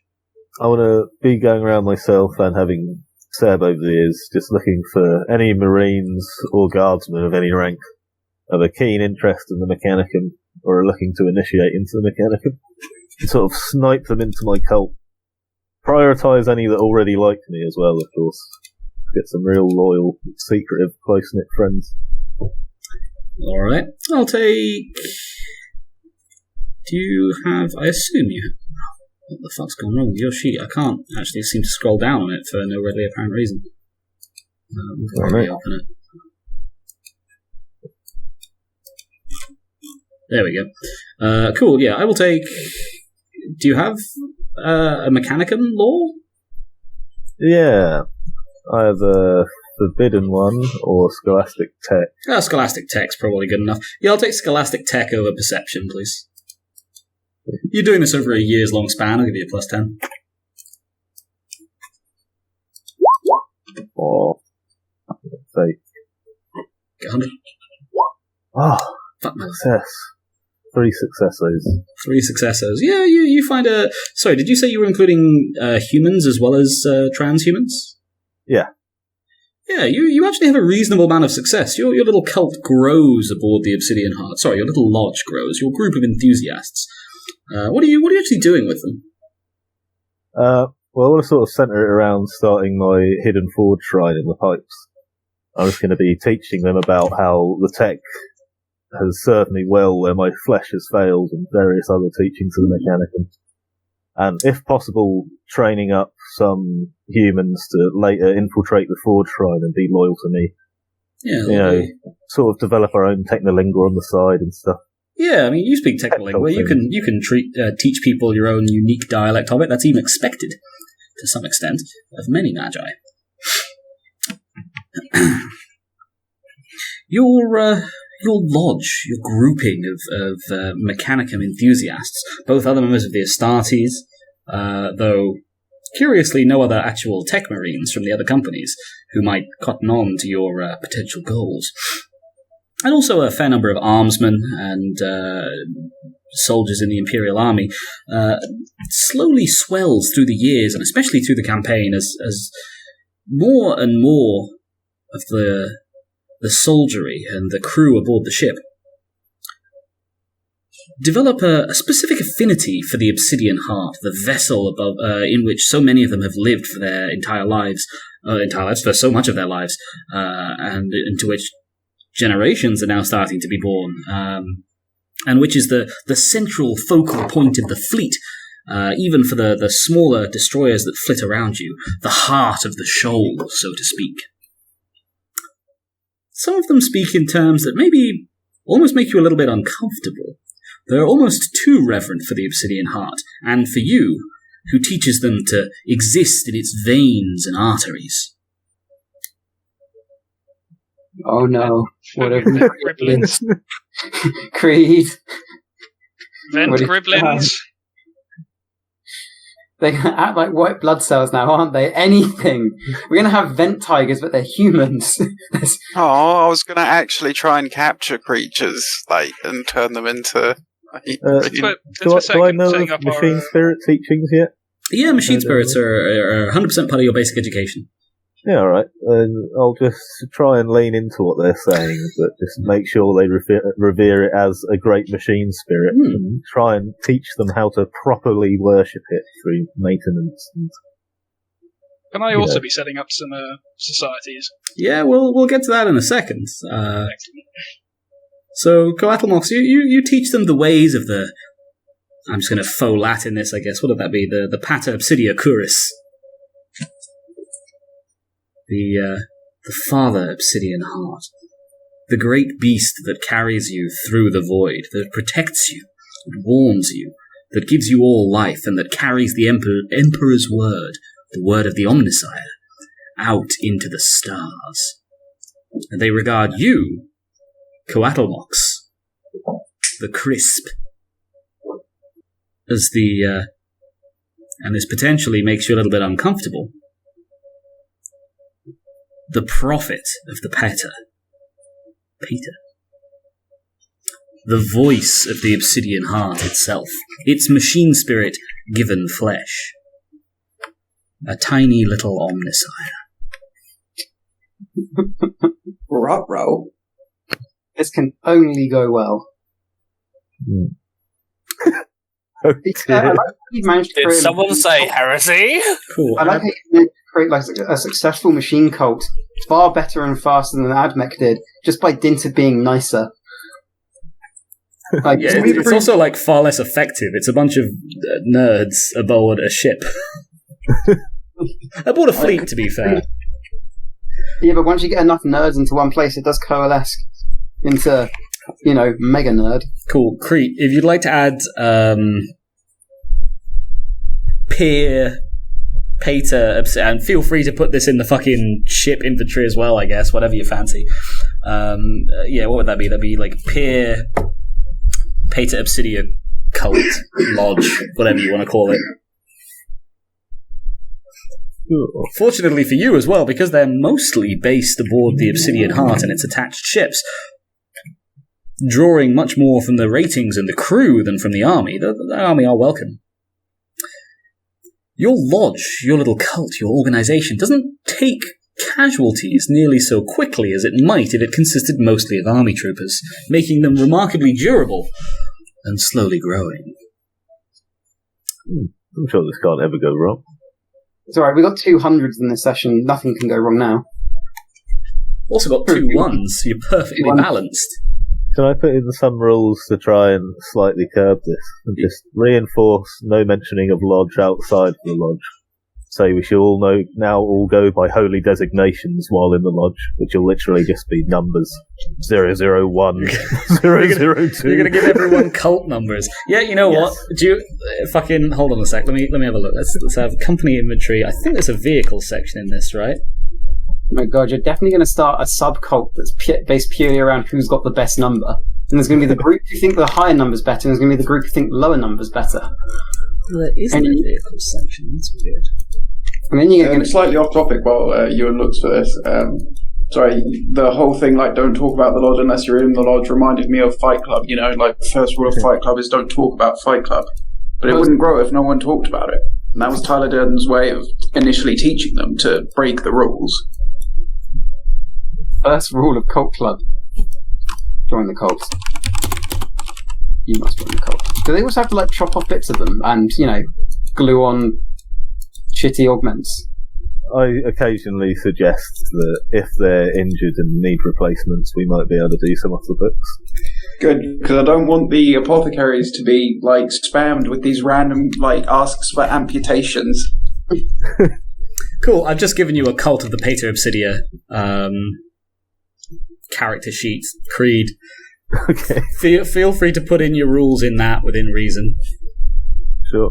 And if I contravene them, no, like, if you think it needs asking, then ask and we can talk through it. If it's just like a decent little minor, like a flavorful cult rule, just add it. And if I contravene them at any point because I will almost certainly not have read them as thoroughly as I should have, then do feel free to correct me or bring something up. Cool. Next up on the I'd Like a Secret Fan Club list, Benji. So I have a list of them I'd like to set up officially. Now, I assume at this point I would not know about the cult of the Pater Obsidia. It'll be as secret as we can. Yeah, it's thoroughly secret. You've heard nary even a whisper, I'm afraid. Okay. Now, I was going to set these up officially, and membership will be open to... In some of them it's open to everyone, including mortals. Some of them is Legion only.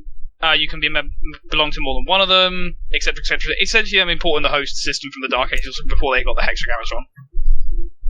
These ones. Let's have a look. This is a lot of hosts for what is initially a fairly small company. Yeah, but you can be in multiple ones at once. It's a focus on that kind of those kinds of warfare. I'm also going to say that. Like, do remember, a lot of the company doesn't actually like you. You were voted in because it was believed you would be immediately probably killed as captain. At least by a fair number of the people who support you. I'm going to officially set these up. Whether or not people join them is up to them. Yeah, I mean, we'll let you roll for it, but I'm just telling you it's probably, because at least the way you're phrasing this, it sounds like it's going to be a not easy roll. That's fair. And I mean, there's no reason why you can't start things deliberately patterned off of the First Legion. Like, Emperor knows they're a successful organization. They are the Primus. They were the Emperor's own army when he fought on Terra. How are you, what's the marketing scheme for these? Do you envision this as more of a charm, or a command, or an intimidate? I envision this as a charm role, in that I am basically saying that all of us would remain within the structures of the Principia Bellicosa. But if a situation called for a certain type of warfare to be adopted, if, for example, we were against a foe that required us to employ an excellent amount of close-range fighters, I would of course be forced to cede the floor and experience to those learned in the ways of close-range fighters. The host of swords would become preeminent. I'm basically structuring this as, I'm going to give you guys a lot of freedom within this structure of telling me what you want to do. This is giving you back some flexibility. Don't push it. Don't push it, you say, to the murder as they stroke their chins. Cool. I'm going to call that a charm at -20, please. Is there anything I can do to increase that, or...? What's your pitch? Doesn't really have a huge one that's make them like me. I'll go for it. Fuck it. You might get a 1. You've got 2 so far. Oh, thank Christ! I was so terrified you'd get a 1. Oh, thank Christ! That's only 2 degrees of failure. So terrified you'd re-roll to a 1. It's just like the Emperor smiles upon me. Blessed professionalism. So more or less, let me just double check these.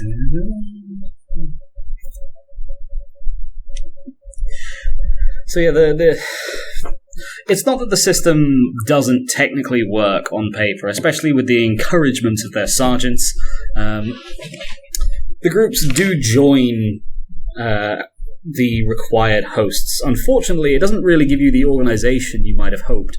The Host of Swords mostly consists of the murder. The Host of Wind mostly consists of Havoc Squad. The Host of Silence mostly consists of Tactical Squad. And although humans are allowed to join these, they do so in comparatively small numbers because they do not prove popular with the Astartes. Fair. It's fine.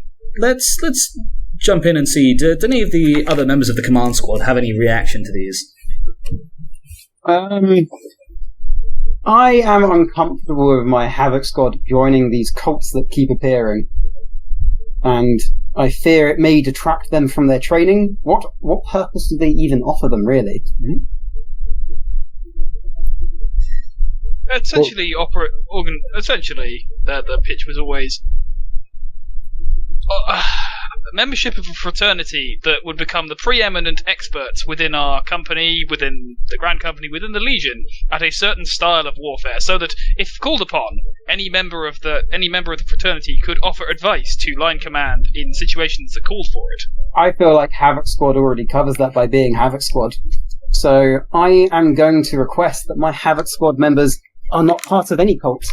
I will not actively stop them if they so wish to, but their expertise does not need to be confined to a cult. It can just be, that's the word I'm looking for. Oh, I just won't ask them then. I'll just tell them to do stuff.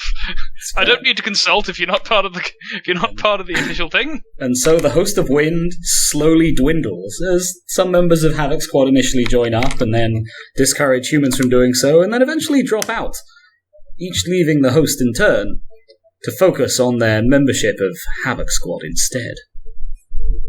You can be called upon Havoc Squad for all your demolition and subway sandwich making needs. We have branched out.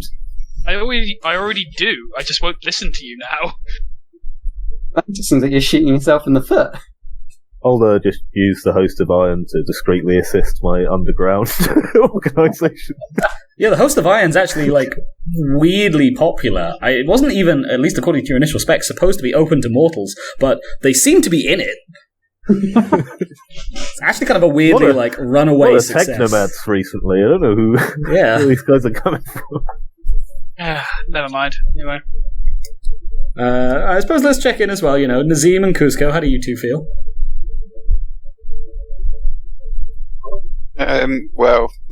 Because I was effectively going to do, my battle yoga group. It's more of an open for everyone sort of deal, so I apart from the, combat ballet that's practiced, there's also naturally, the philosophical elements of it. And again, it's one of those, if it's what's open to you, then by all means do it. Express yourself. You know what? Let's see how that goes. Because as well, I think the interesting thing about that is you weren't it was open to Astartes, but it was also open to mortals. And you didn't couch it as an Astartes organization open to mortals. You couched it as just a neutral thing for warriors. So I feel like your Astartes membership there is probably quite low, but your Imperial Army membership is probably incredibly high. It's an honor they're not often able to access. Because, I was also gonna, I say later down the line, develop some homebrew hypno-indoctrination and kind of just, slowly work it in. I don't know why the army seems to be... extra layer. Why the army seems to be taking orders from the Apothecary all of a sudden. How did this happen? The amount of times the Soliant Salutates has followed the Apothecarium to their deaths en masse, yet they keep coming back. So unfortunately, that's the host of Shaping also doesn't seem to do so well, which I guess just leaves the young Nicholas. I still had something I wanted to do with the Havoc Squad, by the way. Yes, we'll get to you in a second. In that case, young Nicholas. I'm not really. I'm fine. It makes sense. It means people are coming to us with more information that we can add to our library and to our communal pool of knowledge. So I'm more than happy with getting more information. If you want to ask me, what do you think of this? Or anyone, what do you think of this? We now know that thing exists. I guess the thing is, for you to recruit for the host of scrolls, you would need to actively recruit, because I don't think people are going to willingly sign up for it. So I would need to... I think I'm probably going to use my reading ability to figure out who has psychic abilities and who's more psychically attuned. Okay, I'll take... That's one of the things that reading gives. Senescience over perception, please. If I'm using a psychic power to find the people, can I not use willpower? No, I think that's still perception.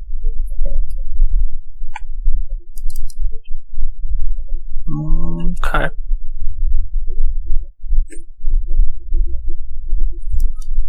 Because reading you have to use on specific people. Yeah. It can't just be like scanning the entire company at once. Over 11 years, I can just kind of pop it whenever I walk past anyone. I can just go pop, pop, pop, pop, pop, pop. So you're going to like try and subtly scan the entire company over the course of a decade plus. Yeah, I mean, it's not getting that hard, right? No, I will admit that you could probably do. The host system is probably a bit more short term than that, for the record. Okay. I might. Okay, I'll start it off like that and then expand out. Is that going to help me at all? Because then that gives you like guarantee, like, oh, you have a psychic ability or something. Okay, so it sounds like you want to do a thing, but that thing isn't really like central to the host system that Coayah is trying to get through. Yeah. I think I want to. Okay, so we'll come back to that as well. We'll come back to that after then. In that case, but we'll let you roll it. Just remember it. Okay, cool. Yeah. So Coayah, you do your best, but with the exception of the host of iron, which goes great guns, even if it's not exactly how you'd envisioned it. Things tend to either taper off or like the host of swords mostly just calls itself the murder and is basically the murder still. It's not everything you'd hoped for, but you gave everyone a chance. You tried. I'll try again in a few years when I'm Grand Company. When we're in a Grand Company, I'll keep going. Yeah, it's going to be much harder to say no. You're not be allowed in the Grand Company. Grand Company's. What was your thing, Ollie? Oh, I was going to say. So I'm not going to pivot the squad. But what I want to do is I want to start training them. I presume there is somewhere on the ship where we can train in siege warfare. Like we can maybe quickly build structures, tear them down again. Is there something like that on the Obsidian Heart? Probably not the Obsidian Heart, but you can hop on over to the... what was it called? The Iron Warriors ship? No, not the Iron Warriors ship. Well, I mean, the Iron Warriors ship might work as well. The Cirrus Stratus, your mass conveyor, would probably have some areas that can be made ready for that. Okay, yeah. So do a bit of training on that sort of thing as well. But I also want my team to become premier anti-siege and anti-boarding Space Marines as well. You know, combining their knowledge of siege warfare to know how to best countermand it as well. So, you know, you use them to make sure that if they're on ships, they know how to stop people on ships. Boarding actions in siege warfare are generally, they've got some similarities, but they're moderately different. Exactly, yeah. Similarities, but moderately different. So I want to start training them up in that as well, if they can, and also anti-siege. I want them to be able to dig in and stay dug in. So, like, you generally wouldn't use the heavy weapons that your team specializes in and loves to use in most boarding actions. Yeah, that's true. I was just thinking that as I said it, actually. It depends on the boarding action. Like, boarding a star fort, it might be relevant, but for most classes of craft, they're much more close quarters than that. In this case, then, I will train them into how to get dug in. Then I want them to start training up on how to, fortifications, engineers and siege and demolitions experts. I suppose. Okay, I will take Principia Bellicosa at a -20, please, over intelligence or fellowship, whichever is higher. Take it over fellowship. I have that grade. So you say -10 or -20? -20. So that'd be a 20 or under. Can I use my Forbidden Law weaponry, Scholastic Law, Age of Technology, or any of my common laws to give me another +10? I would say Scholastic Law, Age of Technology potentially counts. Either that or the Forbidden. I think both are valid. So I'll give you a +10. Okay. I don't believe I have anything else. Does I have any gear that would help me? No, I just have my knowledge, I suppose. Yeah, okay, so this is a -30. Sorry, 30 or under. Net -10. Yeah. By my count. I'm going to fake that. Oh, psychic phenomena, though. Get 100. Emperor says no! 4 degrees of failure. Oh, well, I guess they just stay as 5 degrees of failure. justified reason. Yeah, no, you're... The issue you run into is that Havoc Squad's always a lot more enthusiastic at the tearing down fortifications than they are at assembling them. Like, they'll do it, and they're not even bad at it, but they clearly lack the passion for it. You know There's what? a couple of occasions, especially before you get involved with the Halakan campaign, where you find them having drafted Imperial army groups to do most of the fortification work for them. I mean, at the end of the day, I'm not mad with that. They're good boys. They'll learn. Okay. They don't want to learn. We're going to force them to do something they don't want to do. And as we come into the closing portion of the session, before we finish off the sort of the narrative ending to the Halakan compliance, does anyone have any final things they want to get done in the time skip? Any like plot hooks they want to set up? I'm just still collecting Eldar soulgems. Entirely fair. You've spent this campaign lasted 2 full years. It was a very long and involved campaign, and you've spent more or less the entire time. Add 1 like kilogram bags worth of soul gem dust. I also have a few that are completely whole as well. I'm trying to find all the ones that are different colours now.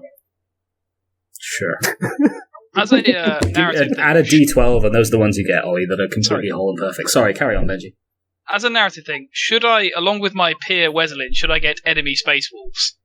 That's entirely yes. Actually, I They really don't like me. You can have enemy space wolves. Young Nicholas was there, so Nazeem gets enemy space wolves. Naturally, Weslin has enemy space wolves. I was passively there, but alright. Yeah, you were there.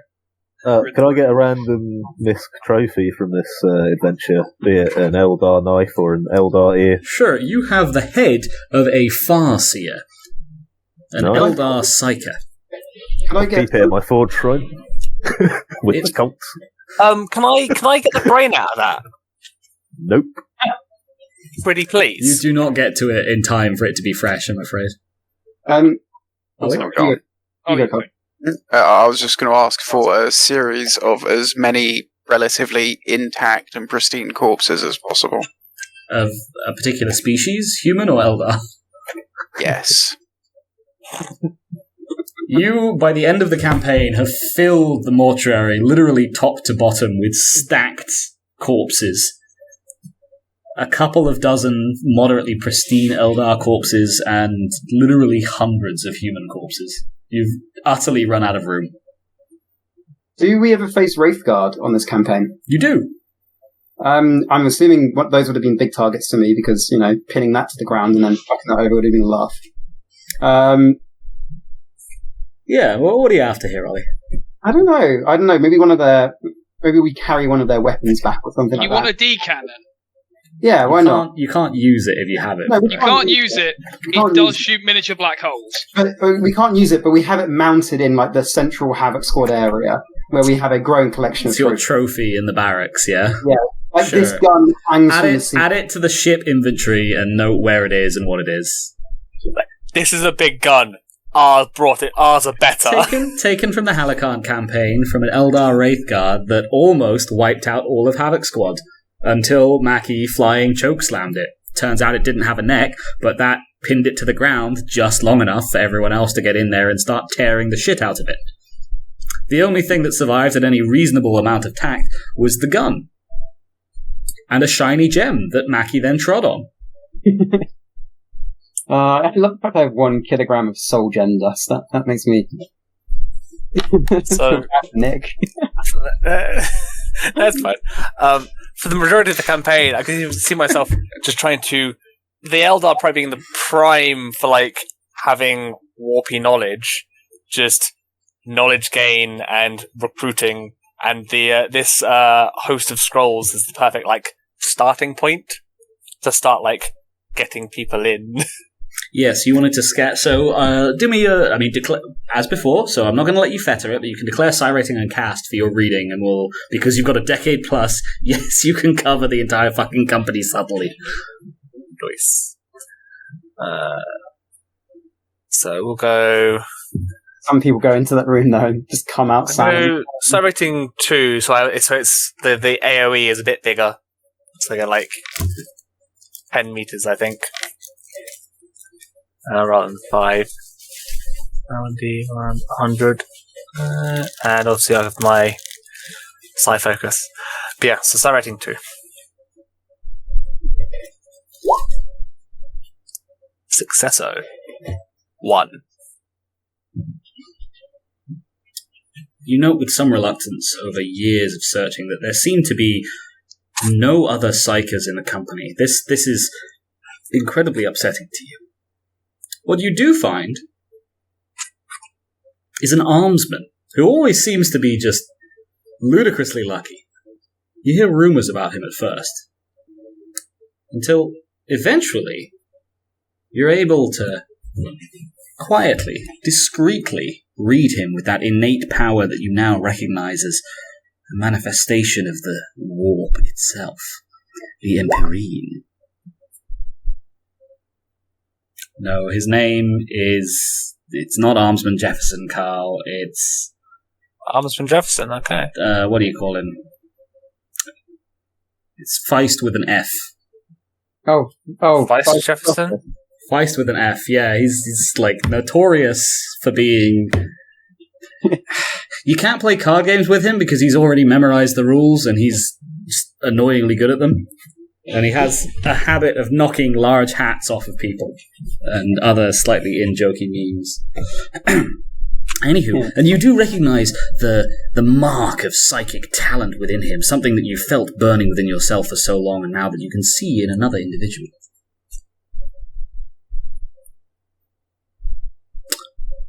Cool. Anyone got anything else they want sorted? Any last remarks before we do the final narrative ending? So for the Halakan compliance is a sector compliance. Yeah, well, it's an expanse at the moment, but it will be a sector, okay. hopefully. But so, is there currently like a human civilization we're liberating, or will we need to sort of prop up an actual imperial one, like rebuild?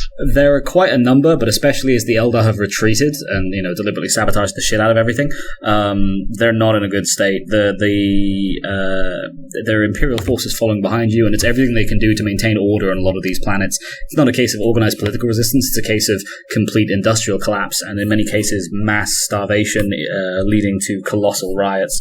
The Imperium's trying to re-establish order, but it's not going well. In which case, obviously we have the attached army units that defected to us from the Space Wars. Quite a lot of them, almost the majority. What I would like to do is liaise with them and Mourndrko to set up provisional governments on each of the worlds that were brought back into compliance. Mourndrko and his Iron Warriors are renowned for their skill at building fortresses and beautiful edifices to really drive home the glory of the Imperium of Man. And obviously these attached army units will be needed to garrison the world, to run it, and in many cases take over the governance of it. Strong imperial governance. So that's what I would like to spend my time doing. Okay. I don't know what to ask you to roll there, because you can order any given Imperial Army regiment to, or formation rather, to stay behind and be the garrison in any given system, and in fact you have to every system you go through. And Mourndrko is also... I suppose he's not technically under your command, actually. He's not... No, that's why I'm liaising with him to draw up plans to do all this sort of stuff. Yeah, he's not super keen on it. He'll do it if you really need him to, but he would much prefer to be at the forefront of the Crusade. He likes to think of himself more as a fortress cracker than a fortress builder. Perfectly fine, in which case I would like to liaise with him and ask if there are any specialists from within his legion, renowned for their crafting of edifices. Beautiful. I don't want these fortresses to just be mere lumps of plasteel, ugly spires jutting into the sky. I want these edifices to soar gloriously and uplift the heart of these new imperial citizens. For weeks you fail to receive an astropathic reply, until it comes back a single short phrase. Can there be bunting? My friend, there can be as much bunting as you want. He will find a volunteer. Excellent. The campaign I would like to pass along my compliments and perhaps invite him to dinner when he's available. He's slightly delayed in a particularly bitter compliance action. Perfectly fine. When the offer is open for whenever. Your offer is received with gratitude, and he will someday, hopefully, take you up on it. The campaign is bitter and long fought. There is much politicking and fighting behind the scenes on both sides. It's not just the Imperials who are having issues. In more than a few incidents, you've noted internal fighting amongst the Eldar themselves, as they seem split into multiple factions. Sorry, I meant to say as well. Do we have remembrances back again? No, they have been taken away. You've got like the first crop of iterators, but there's not been a lot for them to do this campaign. Oh, it's just I wanted to commission a portrait of our glorious subjugation of the Halakan Expanse, which is presumably the 2nd and the 4th Legion gloriously leading everything to victory, whilst in the foreground the 6th Legion flag is crushed into the mud, because fuck the 6th Legion. Yeah, you know what? Give me a... I think you can probably roll for it. I'll take command over perception to put out the call for a decent painter amidst the fleet. That is a part. Oh, 2 degrees. You find someone who they're actually in one of the prison cells. They had been selling like knockoff oil paintings that they'd been making that they were passing off as original works from the old Remembrancer from what was her name? Something Carling? It shall be forgotten. Never. Ever shall we bring her up? Yeah, Josetta Carling. Anyway, so they've been passing off forgeries, but looking at the forgeries, they're not actually that bad. They're not up to the same quality, but they're pretty decent. You may add to your inventory 1 good quality painting. I would like to commission them as the Command Squad's official portrait painter. Until we find a better one, obviously. But still, even then, we'll still probably keep them around. Sure, add to your inventory 1 good quality serf, whose name shall be Grandolph. On the name of paint, I did want to change the official paint scheme for the armor of the Apothecary members. I think it's generally white, but sure, what are you thinking? Yeah, so it was going to be white, but not pure white. I did want the rims of the shoulder pads and the knee pads to still be respective of the main chapter colours. Sure, you want to be more Battenberg coloured. Partially, yes. Oh, okay. And then a rainbow helmet. Absolutely fine. Amend your character description. And as you change your uniform to reflect this, emboldened by the fact that you're a consul now, you appointed yourself that, you can do what you like. Who's going to stop you? You'll shoot them. This kind of catches on amongst the other apothecaries, which rapidly leads to a situation where the rainbow helmet of the apothecarian and the consulate becomes something of a symbol of, perhaps not fear, for they shall know no fear, but certainly intimidation amongst the legion's Astartes. Know the rainbow, for it brings only death. Fear the rainbow. It is well said that only a bolt shell lies at the end of the rainbow. I love it. Yeah. So, the rest of the compliance is long, bitter fighting, especially once the Space Wolves cease to be helpful combatants. With fewer Imperial Army troops, they're able to make not little progress, but bad progress. They can't easily garrison places. They're truculent, and generally they refuse to coordinate with other Imperial forces, though at least casualties between branches of the Imperial military do die down dramatically. World by world and system by system, you slowly force the Eldar to retreat, less by completely shattering their military capability, and more by endangering Eldar lives. If they want to hold this space, then they will have to fight for it. And for whatever reason, the Xenos seem unwilling to risk so many of their lives, and these precious gem-like baubles that you delight in destroying and defiling. One day, Coayah, you're even watching from a high balcony atop the Obsidian Heart, and see local gutter snipes, children of armsmen or ratings, down, far below, somewhere in a lower deck, playing what appears to be marbles with tiny shattered shards of Eldar gem. Jesus Christ, Ollie, what have you done?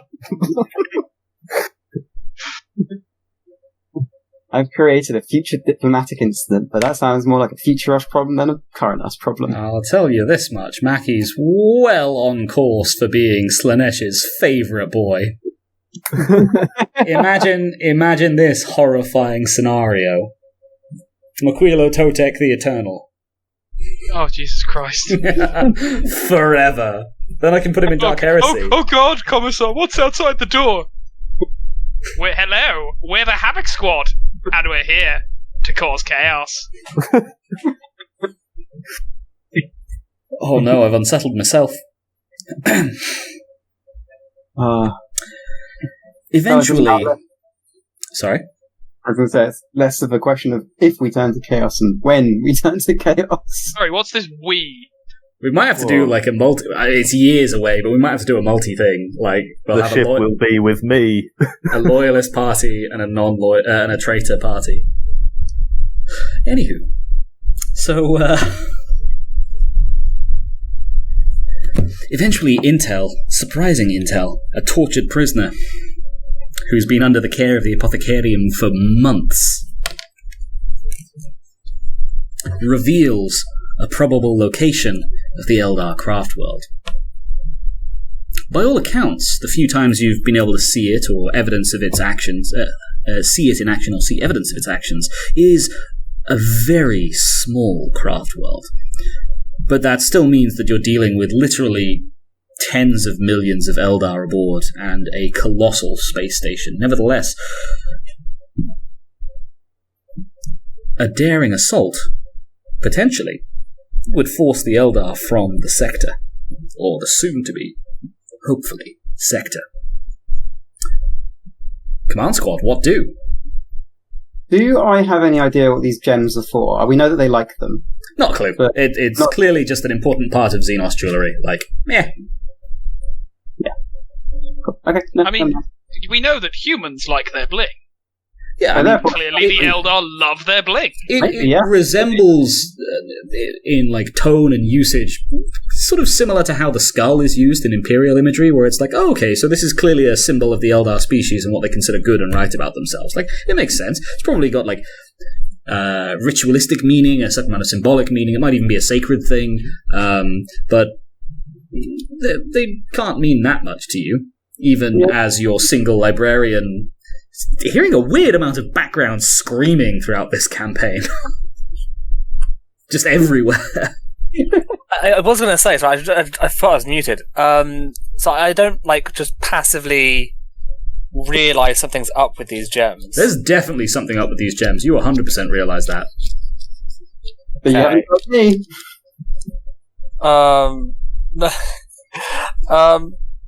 Do I? So psykers are a thing. We all know that. I'm not going to get burned at the stake now, am I? Questionable. Astartes psykers are still only rumoured at this point. They'll be fully confirmed by next campaign. Okay, I'll probably let the Apothecary know, as he's been in on my stuff a little bit. Yeah, he's already got dirt on you. What's he going to do at this point? Get Exactly. more... that's probably quite sensible, actually. Not necessarily smart, but it is sensible. Have we got intel on the... Oh, sorry, you haven't finished. You've got Yeah, so 4 I hours just to want to finish let this the campaign, Mr. Carl know that there might be something a bit psykery up with them, so be careful. You keep looking around the corner as Mackie snorting a line of gem dust. It's like, I just picture that scene from Community where fucking Chang is snorting a line of Kellogg's cornflakes. It bleeds. The pain is so good.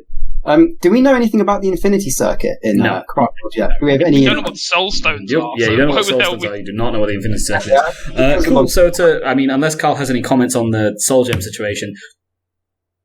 Nope. No. I'm just waiting to sort weapons and stuff. Fair.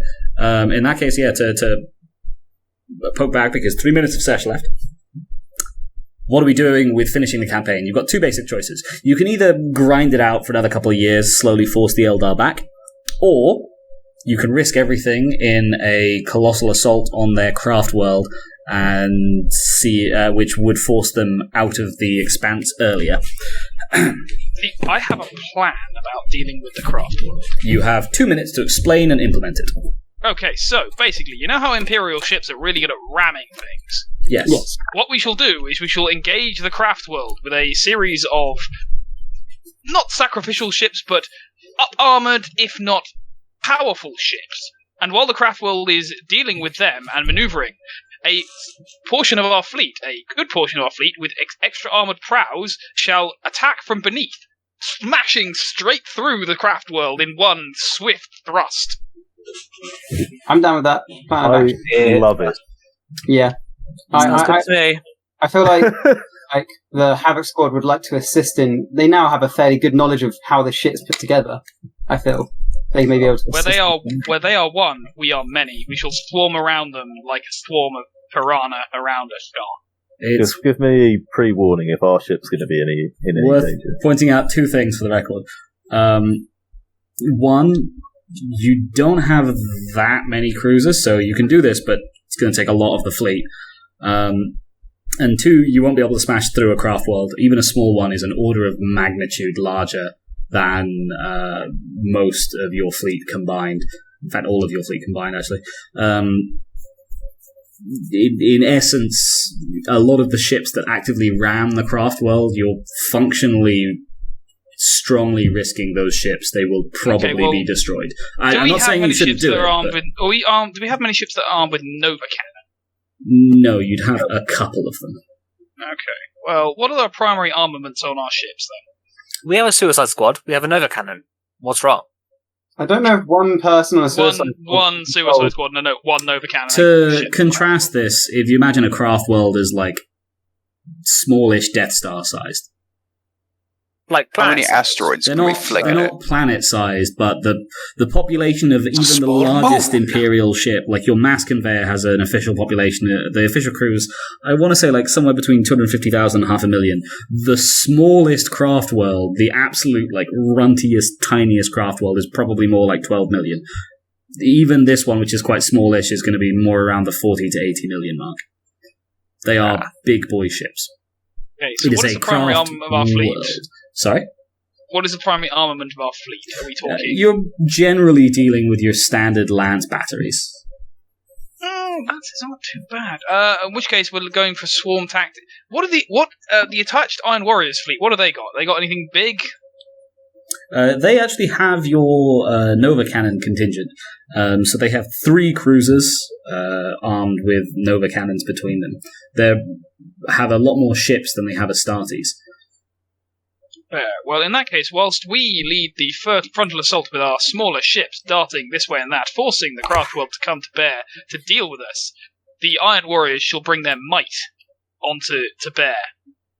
The Nova Cannon ringing out from long range, forcing the craft world to try and avoid it, and as it does, from beneath, the lance ships strike upwards, cutting a swathe to the heart of the enemy, allowing boarding torpedoes. If we want to cover your ears, we probably don't. To be fair, Ollie, it's unlikely to blow up the craft world, but it very likely would force it to retreat. Generally, not always, but generally you do not destroy craft worlds. It's fairly You've got to get something big to destroy a craft world, like if you consider how many Imperial battleships it crashes into a world, you can still leave it off the world, it becomes part of a space hulk, you can still cut it out of the space hulk, and then craft worlds are that, but about 2 orders of magnitude up. My understanding was that the Infinity Circle was kind of woven throughout the entire thing, though. Oh yeah, there's going to be a lot of screaming. Like, you're not at all wrong, it just won't actually kill it, probably. Yeah, that's fine. No, just more implying. I'll tell you what, and I'm going to regret saying this because you've got 2-1 so far this session already, but you get a 1 and you can kill the craft world. I don't need to kill the craft world, I just need to win against the craft world. But equally, if the God Emperor says... Sorry, if the Emperor says, die craft world, die, Okay, what would you like me to roll on this? And can I get assists from people? What are people assisting you with? What would you like me to roll on this? I think this is probably going to be Principia Bellicosa over intelligence for all the coordination. I am going to say this is a massive fleet operation. You do have a lot of people helping you out. I'm going to call it a net of -20, probably. Can I use augury to help? To point out the is it a psychic power? It's a psychic power. I'm going to say sadly no, Young Nicholas, not because you can't use it, and indeed not necessarily because you even aren't using it, but because you are dealing with Eldar who have psychic foresight just woven into their general battle strategy, and you are ridiculously, hopelessly outclassed by a legion of more powerful Eldar psykers who are doing this better than you could possibly hope to. That's fair enough. I'm sorry. Sorry, Carl? I was just going to say, do you remember that old thing of how many toddlers do you think a grown adult could face? It's more like, how long would a toddler face against 50 grown adults? Exactly. So, exactly. Leaving that aside, is that -20 before assists or just -20? Before assists. Will our ship be involved in the combat? Yes. Depends, yeah. It can be, it cannot be. It depends how close or safe you want to play it. Remember, if you get 100, you might lose the Obsidian Heart, even if I have to do a new fucking map. If it is, can I assist by informing my cult that we'll be going into battle and to take the best possible care of the ship? Supercharge the Obsidian Heart. The Pater Obsidian Heart demands blood. The Pater Obsidian. Okay, so with 2 assists. Well, hold on a sec. Okay, so that's 1 assist. Oh, sorry, we should finish up. But that's 1 assist justified, I would say. I would say that's pretty fair. You do have this technomatic cult. Did I hear another assist from someone? I will be assisting in the sense, if I can, in the sense that I have now, me and my squad have now destroyed many, Eldar, structures. I feel like we probably have a fairly good idea of what works best on how to destroy them. That's in siege warfare and fortifications. It's coordination mostly I'm going for. I was going to think young Nicholas with his extensive librarian might have something to help because with it. I don't think you're per the adapted plan. It doesn't sound like you're actually planning to board the ship. Here. So I do have Forbidden Law Xenos. I think everyone's got Forbidden Law Xenos, but we're not counting it as Eldar knowledge on the basis that it's. We do have. I have Forbidden Law Spiker. We have Forbidden Law the Webway. Okay, I'm willing to listen to Forbidden Law the Webway. How does it help you here? Well, we know of the Webway and its myriad things, and the craftworlds do occasionally travel through the Webway. We might have some insight on what dangers they might have to avoid in such things, where they might consider the thing they would protect the most. I still think I can justify my one, but I'll wait for this to finish. I don't think the Webway thing, sadly, even though fair. it's Eldar, is super relevant here, because it doesn't feel like it plays directly into the tactics, or strategy, rather. That's fair. Ollie? In terms of, because there's still going to be ships shooting at the craft world, right? Yeah. I can advise them what weaponry potentially works best. And I can still advise them, where best to hit ratio and how it fares under certain types of, damage. So, can cause more damage than would otherwise happen. So, advising the fire teams. That's my justification. If it was a 1-to-1 ship action, I would say that arguably would be reasonably fair. Because it's a mass fleet action, it feels, I guess, less so. But then we gave Cread his, and that's just based on the ship. Sure, why not? Okay.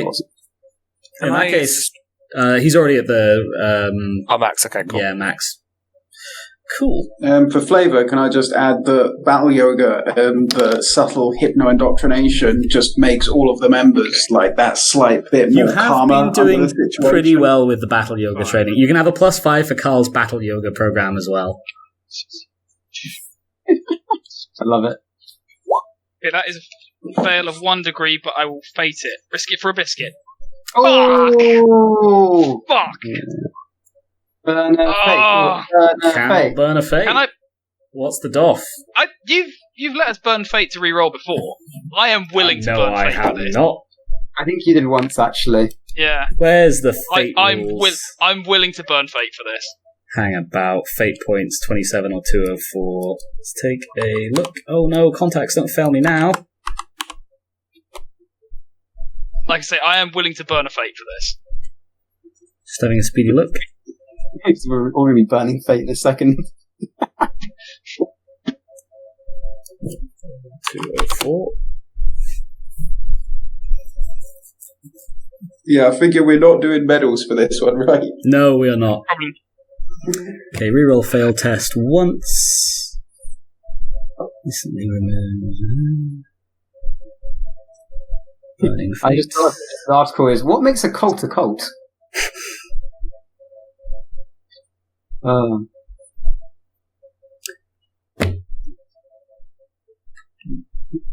mean, if it's too small to be considered a religion, Nope, I'm sorry, but it's not in raw. I'm not letting you burn a fate for that. What's We your do all door? sorts of shit not in raw. It's like 3. I will burn. Honestly, I will burn 2 fate for this. I will burn 2. No, I'm sorry, but you risked it for a biscuit, and sadly, you do not get that biscuit. Yeah, but that's fucking devastating, though. As the fleet suffers a devastating loss. Your all-out assault on the craft world is thoroughly repelled. The craft world forcing you back, and the compliance will go on for several more years as you're forced to call in more and more reinforcements. Dozens of destroyers are left holed and annihilated. Multiple cruisers lost. The Starties' lives, perhaps in the low hundreds. Imperial army and other attached civilian and armsmen. So fucking many. 2 entire, what would have been subsectors, fall back under the dominion of the Eldar in the wake of this. And if you'd like to gain the talent Hatred Eldar, you may. I don't really think I deserve the talent hatred order. What have I ever done? Well, I was speaking to Benji, but anyone who feels personally humiliated by this may gain Hatred Eldar. Anyone who doesn't, you're fine. I forgot. I feel quite happy, actually. I'll take some hatred, Eldar. Why not? You feel happy? I literally let you do what you want. You know what? No, I'm not going to take hatred, Eldar. You know, that's what warriors doing what warriors do at the end of the day. I can respect that. And I'm maybe even going to give them like that 1 kilogram bag of soul Perhaps gems at some point. the only positive thing to really come out of this is that in the wake, the other quarrelers' companies within Halakan are so ludicrously under strength, so shattered, so annihilated, so devoid of command, that their command structure simply lapses. They are folded into yours, and with that, Captain Coayah becomes Grand Captain Coayah. You'll be Centurion if you're leading a grand company. You can title yourself what you like. Does that make all of us captains then? Generally, yeah. Well, I think only the Give me a lieutenants. mask and veil. Only the lieutenants would be the captains. I was I'm going with Grand Apothecary. Yeah, the legions are kind of just figuring out at this point that they can title themselves what they like as long as they vaguely agree on it internally. So, call yourselves what you like. I miss fucking UESP. Go on, give us some mask and veil. Let me have that. Dear. I'm so sorry, Benji. And I offered to burn 2. I have not come close to burning any fate this thing, and you wouldn't let me burn 2. I'm sorry. The campaign, yeah, it stretches on for a few more terrible, tortuous years. More quarrelers are sucked into the fighting. Everyone would like to add themselves a Halakan compliance campaign badge. It's a field of black with a single crimson-red teardrop splashed across the middle.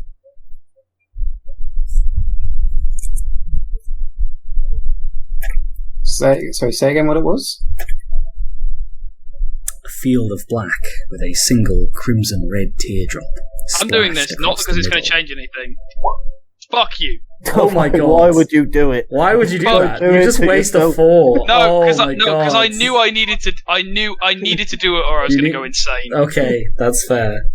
I was literally going to go insane if I didn't do that. As I needed to know. We're still on for the pub next week, though, right? Oh man, I can't remember. I will drink nothing but soft. I will order us nothing but soft drinks all night for this. I genuinely thought you were going to say, I will drink nothing but salt, and I'm so weird. I would be so weirdly impressed. Like, let's just have a load of margaritas or tequila. Yes, I will make margaritas. Anywho. One last thing to do with the situation. Yeah. Assuming there's going to be some staff rejiggles in this, then I encourage members of my cult to try and spread to other ships under the guise of looking for other great and worthy machine spirits. Certainly. You were already cross-ship, if you'll recall. The local, a lot of the other destroyers in the fleet, though I suppose a lot of them have also now been destroyed, looked to the Obsidian Heart as the, heart of the shoal, the fleet, the expedition. And I think that is a good place to leave it. I'm so sorry. Does anyone have any reminders for next session and or next campaign? Kill all Eldar. Death to the pointy ears. Have a meat cult. What was yours, Carl? It's not so much a reminder for next stuff. It's more just I want to get my weapons buy and stuff out of the way before we leave. Oh, that's fair. So do you have specific things now? A couple things. One was a question on stuff as well. Yeah, shoot. So I want to get a custom chameleon I guess plating or whatever you want to call it, like a wrap or what have you across the gun I want to get. Would that count as one of the two buys? Because I'll happily fold it both of them into one to get the upgrade. It definitely would. I will say, generally, the Astartes do not go in for camouflage, with some exceptions. So, I just want to make it so that it looks like I'm firing plasma balls out of my hand. It's not really how Chameleon works, I'm afraid. It's not literally... Unless it's amazing quality, it's not Predator style. I mean, I was thinking, or at least I've always thought it as, say, shitty Predator. Yeah, shitty Predator's fair, but most people who can see you are going to see that you're not firing plasma out of your hands. Oh yeah, no, but at a decent range, it could look like it. This is a lot of lengths you're going to. Sure, what was the second part of the request there, the other one? Well, that would be the actual gun. What was the gun? It's a toss-up between a plasma gun or a melter gun. Do either of them have a fame requirement? Both are respected. Cool, which was allowed for the campaign. Yeah, I mean, I'd say, just do yourself a 50-50 toss-up, pick one. Cool. And also I got some XP buy. You don't have to justify XP buy now. Okay, cool. Or at all, in fact, actually, because it's all off the list, so you can buy whenever, whatever. Swanky. I know we usually restrict knowledges, but that's because you could buy any knowledge at any point, and that's not a concern in Deathwatch. Cool. Cool. Which gun are you going with? Well, I'm going to have to actually give a toss-up between this. Fuck it, I'll go with the melter gun. Cool. Okay. Sure, you can add a fucking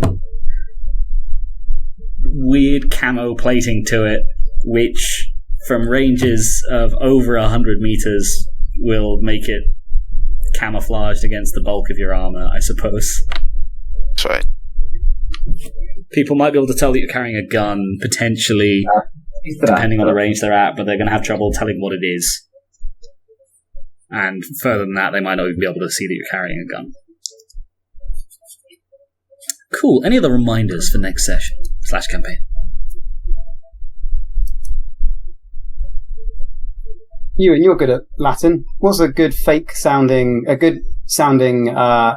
bastardized Latin version of something along the lines of chapter destructor or destroyer or something? I'm not really good at Latin, I'm afraid. Slightly put me on the spot here. What were you after? I just want to have a cool sounding Space Marine-ish-esque title for Head of the Havoc Squad. So I'm thinking something like Chief Destructor or Chapter Destructor. Destroyer. You're not head of the Destroyer squads. Well, I'm head of Head of the Havoc squads. Head of the Havoc squad, yeah. Technically, do we have a Destructor squad? Or is that folded into the Havoc squad? No, we You got a have Destroyer squad. A Destructor squad isn't a name. Or isn't a conventional name already at the moment. There's nothing stopping you calling yourself Destroyer Squad. You just started calling yourself Havoc Squad. Call yourself Duke Shao, which is Chief of Chaos. Chief Havoc, man. Chief Havoc. Okay. Chief Havoc. Or give yourself, not even Chief, call yourself the Havoc Spreader. The Havoc Prime. Havoc Eternal. Like Havoc in Latin is expugnabad. Expugnabad. I mean, there's so many Latin synonyms. I would don't go for what's like accurate in Latin because it won't be. Go for what sounds cool to you. Yeah, totally, absolutely. Though I use Latin to get myself a good start. Yeah, exactly. Remember, High Gothic isn't Instructor. Latin. I like Grand Havoc sounds fun to me. The High Havoc. Yeah, High Havoc. Get that alliteration in Oh, there. yeah, that's pretty good. I like that. Dirty alliteration. Cool. Any other reminders? Princeps Letten. You can't do Princeps. I'm afraid it's a reserved title. It's like I Doctor. think so. I think we've covered everything. Fair. Okay, so 66% of our reminders for this session are just fuck the Eldar. I would like to find a way to make my battle yoga squad more appealing to like the Astartes members rather than just the regular human members of our fleet. That's very fair. Cool. Feedback. Anything you liked, anything you disliked, anything you'd like to see more of or less of next time? Yeah, it was fine. Yeah, interaction with the other chapters, but at the same time, it's that sort of thing where kind of like, fuck those guys. I don't know what you mean. I portray the Space Wolves in an entirely fair and balanced manner. Oh yeah, no, that's just my personal deep feelings of fuck those guys. I mean, it was kind of guided to be fuck those guys. To be fair, 30k Space Wolves are assholes. 40k Space Wolves, yeah, they fondle wolves way too aggressively, but they are quite nice, comparatively.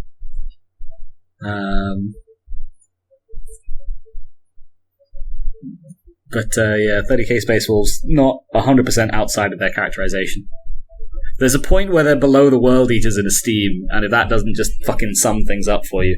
Admittedly, not after Angron's found, but even slightly. Nobody likes the fucking Space Wolves in 30k.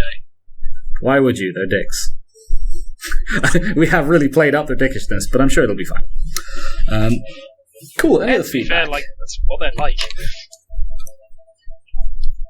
I really liked setting up Cult. That was fun. I'm so sorry about your host system, Benji. It's fine. You took the high roads on every occasion, in fact, and I think that's laudable. It didn't always work out for you, but I think it's great that you tried it. Yeah. Especially having seen what the high road got young Nicholas. I guess also my feedback for young Nicholas, 1, I'm so happy we still have Nazeem, and 2, I love Nazeem's, like, equal parts adapting to his new role and being, like, happily bitter when Coayah encounters difficulties in the captaincy. You know, well, yeah, I fucking told you, mate. Yeah, he's happy when Coayah suffers. Actually, sorry, you just reminded me. Could I, like, because, well, it was the dudes that were under my influence that voted, like, in the, what was the term? Like, the Schadenfreude, sort of, like, yeah, let's vote for him, he's gonna get fucked up. Can I, like, bolster that side of, the politicking? I don't know how much you want to... I don't know how I much... love how I gave everyone what they wanted and everyone still fucked off with him. The Yep. Titian's Now dilemma. you know how it feels. I Jesus Christ, that was devastating. You didn't give everyone what they wanted. I also I don't know to what degree you can tie yourself back to that, Carl, because yes, he has been screwed, but also like a shit ton of Astartes died, so you can do it if you'd like, but I don't think it's going to get you net positive PR, because people were kind of promised hijinks and that Coayah would lose his job and or head. And he's lost neither his job nor his head, and also a load of battle brothers from the Legion died. Oh yeah, so it wasn't so much to like bolster me, so much as inflame them. Oh, that's okay. So sorry, I completely misread then. So you're more like inciting against Coayah. That's fair. So I'll add that as a reminder then, because what we're going to do is this campaign will basically now drag on so long that the next campaign. Well, this compliance will drag on so long that the next campaign will take place just shortly after this compliance has finally ended. Because if you remember, next campaign was going to be after an 11-year time skip. This was a 5-year time skip lasting 2 years until the chance for an end, which means it would have ended and you would have had another 4 years before the next campaign, and instead it's going to drag on for almost another half a decade. So I'll add that as a reminder.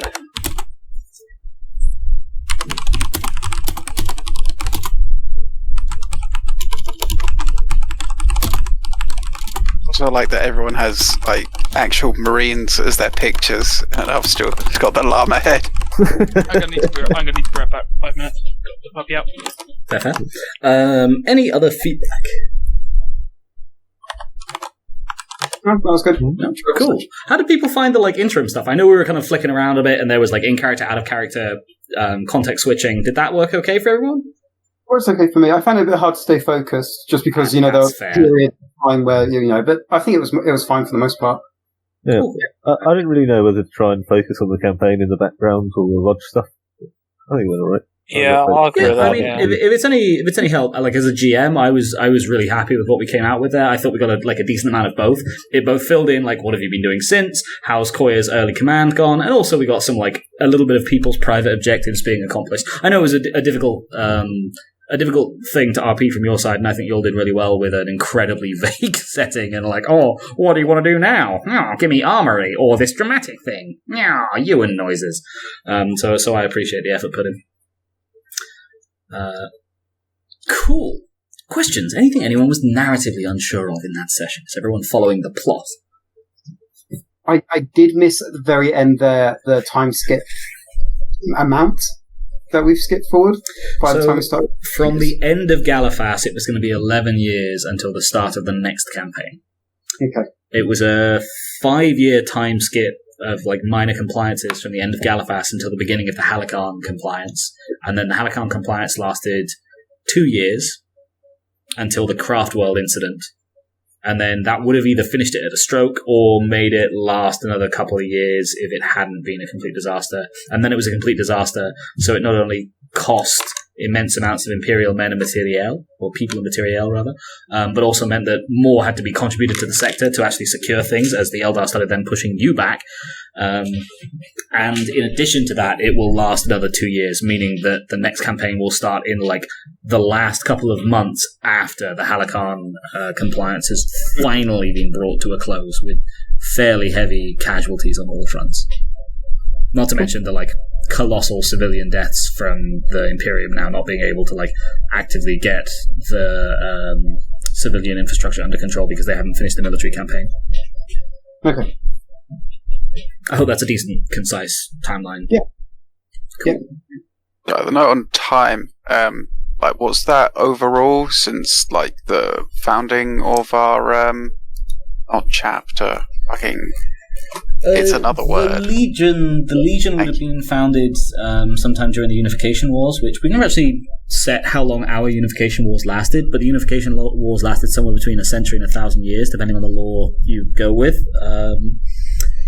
I can tell you the current year of the Great Crusade. So at the start of Galifas, you're in 30.808, the 10th year of the Great Crusade, which means by the start of Halicarn, you're in the 15th year of the Great Crusade. That's 30.813.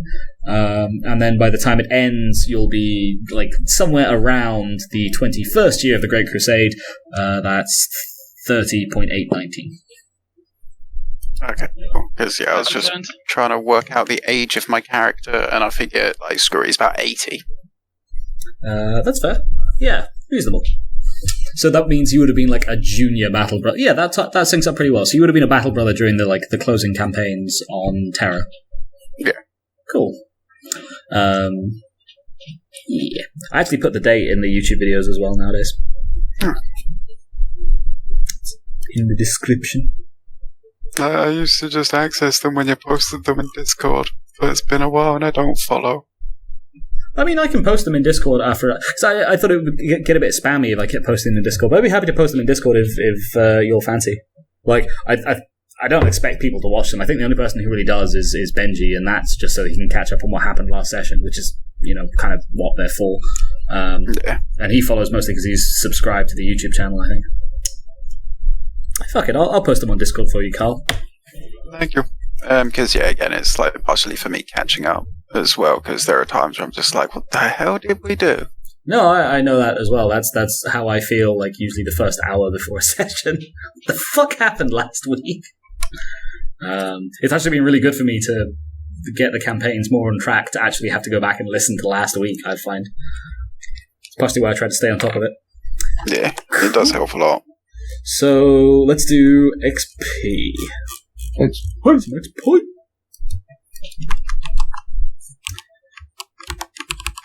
Plot progression. Do any of you feel you made any significant plot progression this session? Wrapped up the campaign. Campaign wrapped up last session. Wrapped up a second campaign within... Got promoted. We didn't wrap it up. Yeah, I was going to say, technically you failed dramatically at the last. You did get promoted, I'll give you that. That counts. It's even the fucking promotions meme, because it's Dead Man's Boots. Sorry, I'm calm. Anything else? Making a cult count. I think that's probably more character development. Yeah. Fair. And on that subject, character development. Does anyone feel they developed their character this session? Oh, sorry, I was eating. Plot development. We really, really fucked off the 6th Legion. Like, super fucked off the 6th Legion. We made friends with the 4th and fucked off the 6th. And the Eldar now hate us, even though we were meant to be the. Find us, they hate you. Well, you attacked their craft world. You think you caused any lesser loss of life? Oh, I think they dislike. I think they hate me as an enemy. I think that there's a difference between you hate a warmonger and then you look at the guy who's literally snorting soulstone dust. I don't think they draw that much of a distinction between two minor Monkey. You both wear the same vile Battenberg armor, which to an Eldar's senses is going to look subtly distorted. Remember they've got Eldar mantis shrimp vision. They see every subtle variety of colours. Imagine someone's applied horrifying texture to your ordinarily ugly as sin armour. Does that count as psychological warfare against them? Almost certainly, yes. They're going to be horrifically upset by it. Not to a point that it impairs their function, but holy fuck, you are actively uglier to the Eldar. I love the idea of going up to a Harlequin, and the Harlequin's like, "You look so ugly." And I'm like, my armor also has patchwork. We both look the same. You look so ugly. I know. But you look so ugly. I don't care. Why are you so ugly? Fuck you, Eldar. I thought we were going to get rid of the armor design once Benji became captain. Or Grand Captain. Isn't it when what's Grand Captain? I can't change it as a captain. Primarch. I mean, yeah, I was going to say the Primarch was the plan, because reluctantly, it is enforced on a Legion-wide scale, so a Grand Captain still has no power to change it. He'd have to be Legion Master. Yeah, thankfully it's Apothecary. Mine's only, minor sort of, gonna say, what was the word? Identifying markers. The fact that Cread, I just have a shoulder and leg plate. Yeah, I was going to say, and the rest black. you fucking set the color scheme and then sodded off to the Mechanicum, and now everyone else looks like Battenberg, but you and Carl. So mad. Right, where the fuck? Cool. Character development. Made a neat cult. I know you said And, meat cult, resist- but I heard meat cult and got very confused. I heard meat cult as Yeah. well. As I resisted the urge to like openly let them revere me as a prophet, I'm like trying to put it off. This is like Or at least openly. you hit that moment. You're like, oh no, what have we done? I can't let the cat back in the bag now. I'm just waiting for Omnissiah worship to be more normalised and Emperor worship, so I can try and just shunt it all onto him instead of me. Coayah takes no shit. Coayah Yeah, did take no shit, that's true. You have to sleep in the cult you made, Creed. Oh my god, I was expecting him to, like, maybe shoot one Space Wolf, not, like, authorize the mass shooting of dozens of not dozens of Space I mean, Wolves, if but, it was at least a dozen shooting, Space like Wolves. that would have been like slightly more palatable. But like that was old school decimation. That was our ways. own. No, yeah, those were you were your own talking about guys. Oh, You were those are talking our about the guys. consuls I authorized distribution of. You remember, you saw one execution. They were executing people along the front, as required. And these were not from, like, the Space Wolves even killing people initially. It was just from the Space Wolves not giving a shit when they led to other people getting killed, or, like, actively injuring people, but going, he's not dead, what do you want? Coayah takes no shit, or, well, Coayah took no shit, apart from, We looked in the Eldar Principia D-cannons. We looked in the Principia Bellicosa, and it was there in black and white. Big Papa E says no blue on blue, no marine on marine. It's banned. So we're going to authorize marine on marine to make the point. Dirty, kinky marine on marine. Remember, do what I say, not what I do. Yeah. Any other character development?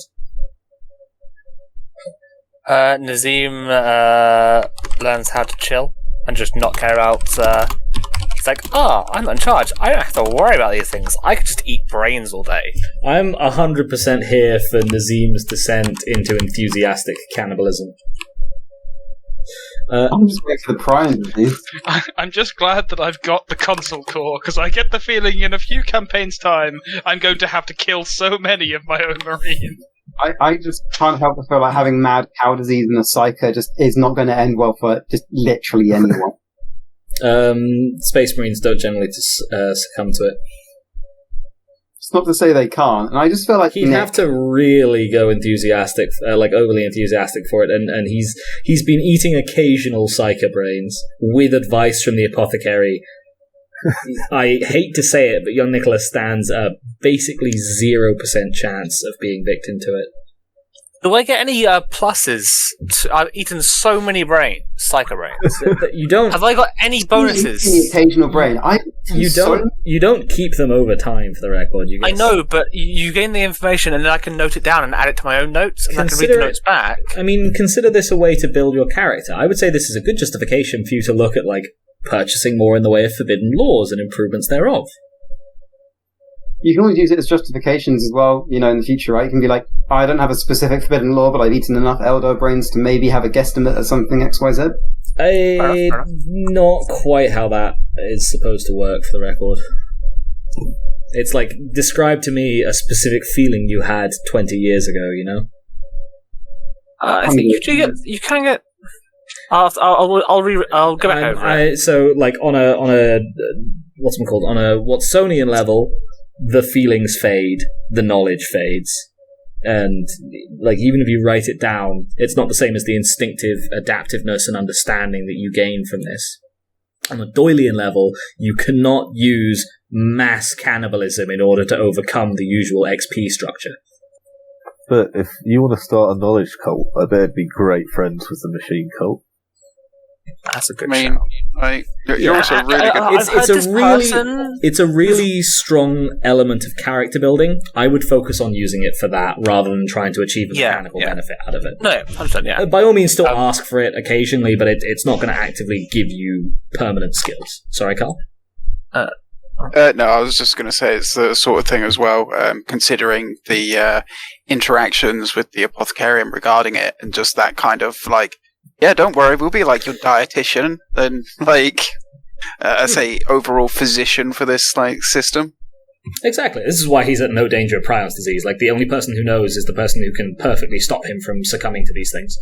And he's also not eating that many brains, he's eating occasional psychers. Cool. Excellence of roleplay. Does anyone feel like anyone else roleplayed particularly well this session? I say it's more of a reiteration on like some of the character development, but I thought Benji going cold numbers, calculative commander was done very well. Fair. Anything else? I thought Cread got into character very much for his little cult. Fair. Anything else? I just think everyone did well, to be fair. It has to be specifics, I'm afraid. I like Nick's squirreling away in the librarian, slowly just hunting up brains, and Benji's just open ignorance of it. And the medic's just, yes, I'm sure that's fine, I won't tell anyone. He's probably fine, right? Kuzco's keeping an eye on him. What are the chances Kuzco would ever conceal something? He's the apothecary. He's supposed to, be truthful and helpful. Kuzco's Brain 33. Results unconfirmed. Awaiting.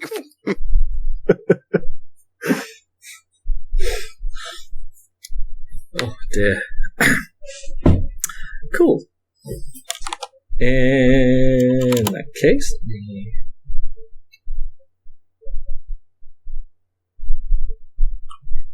sorry, my brain is being dumb.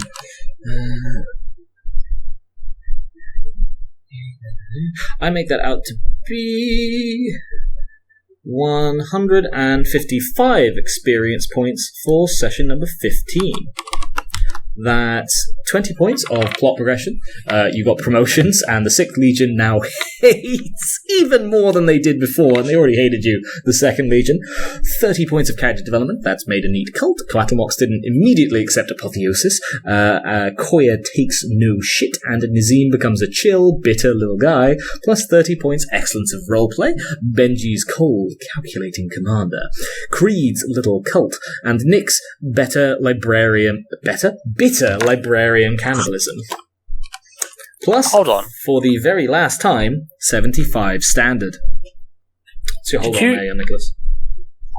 Did you just call me Nick, not young Nick? I occasionally That's the first time in ages. No, I occasionally call you Nick. I'll change it in the sheet if it makes you feel more comfortable. No, I don't mind. I just thought it was putting no. I was like, it never says Nick. Young Nicholas's bitter librarian cannibalism. I really don't mind. No, you're correct. Young Nicholas forever. Cool. You gave it to me. You got to stick with it. Belatedly brings us on to everyone's favourite part of the session. It's the highlights.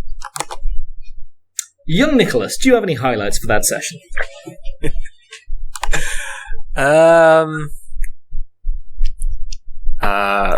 Brain buffet. Secret brain buffet too. Anything else? I can grammar craftworld, right? Anything else?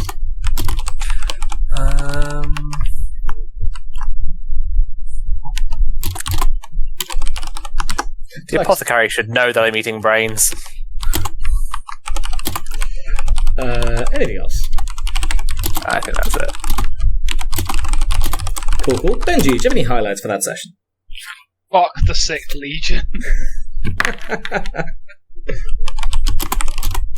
Probably shouldn't capitalise that, actually. Anything else?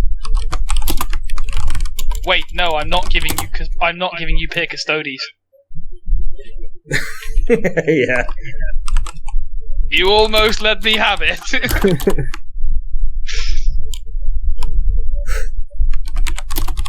That was so close to being a massive mistake. But you see, we want you to do this thing. What would I tell you if I said no? Because my head was going oh yeah, obviously this is why they'd survive the purge. This makes complete sense. And then a second later, I was like, oh, wait a fuck, it's Benji. I can't possibly give him peer custodies. Fucking known jet bike shill Benjamin. It's a bad idea. What? Sorry, what? When was I a jet bike shill? The second the custodies came out, abandoning the fucking Raven Wing. What? I never had a Raven Wing army. No, but you're a Dark Angels fanboy through and through. Go back to Terry, you salty bastard. Yeah, sorry, someone who just tried to institute the Dark Angels host system in his own Legion says, what? The host system that originates from the Terran part of the Legion. Any other highlights? Mourndrko loves bunting. We have any bunting? You realise this You is must completely. Well, you've used a lot of your bunting budget for the Crusade. You realise this completely fucks him for Black Crusade. Like, next time I have to use him in Black Crusade, it's inevitably going to involve him having a room set up with horrifying chaos monstrosities and a shit ton of bunting. Especially if it's with the fucking Wednesday group. They're going to have no idea. It'll be Ollie shitting himself laughing and everyone else going, where the fuck's there so much bunting in here? What is this? Oh, it's great. I won't even say why. I'll just laugh. I would love it if it was the same bunting. He's just kept this whole time trying to use it up because no one else wants it. Reduce, reuse, recycle. Some chaos people, they just need to have that tiny one remaining shred of their humanity. And it turns out Mourndrko's is bunting. Any other highlights, Benji? I think that's everything. Cool. Carl, do you have any highlights for that session? I'm not sure how to phrase it. Like, I kind of want played to death or duel to death. Or either that or one by default. Basically, when the Space Wolf guy won 3 duels against Cread and then got shot. I kind of felt bad for that Space Wolf. He did stab me in the neck. Yeah, he did try to kill you. For mostly, like, shits and giggles as well. Yeah. Like, Oh, he didn't die for winning the duels. He won because he immediately knifed Cread in the neck. Yeah, he died because he thought he could get away with killing you. But yeah, like a good way to phrase that if there are any open table suggestions. The best I've got is winning 3 duels, then getting shot in the head. It's not great. Yeah, fair dues. Well, I guess we'll go with that. Any others, Carl?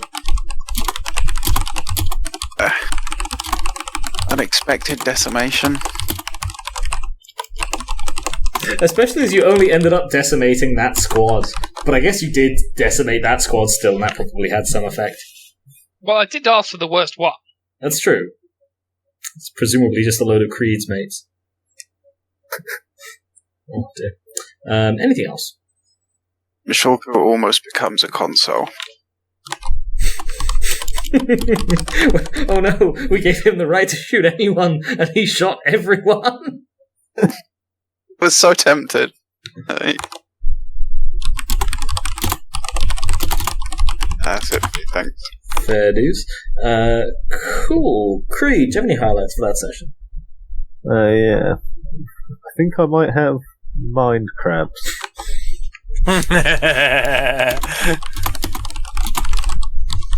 It's such a good fucking line. It makes it sound so dirty. You shouldn't be using protection before you go around fucking with other people's minds. I'm just saying. Quite literally. Anything Because else? I'm going to allow this in response to the psykery news. Or Nick news. I mean, yeah, they're basically the same phrase, right? Psykery news, Nick news.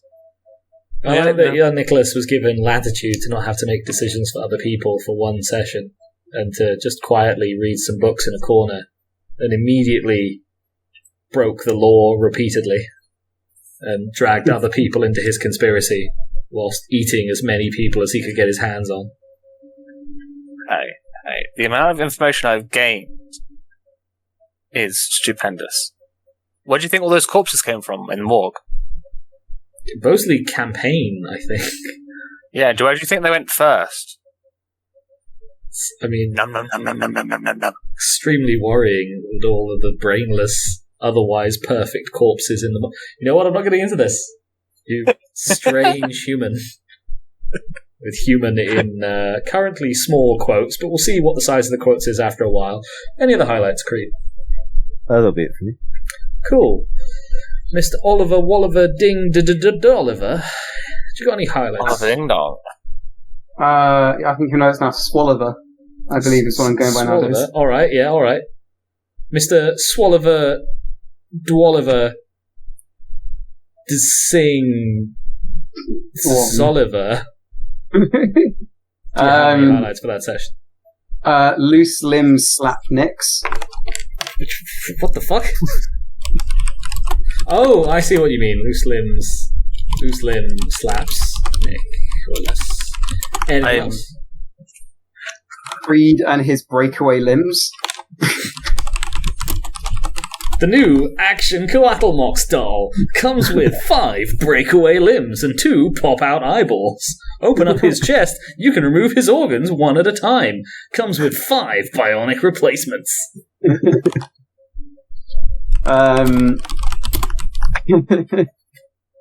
Anything else?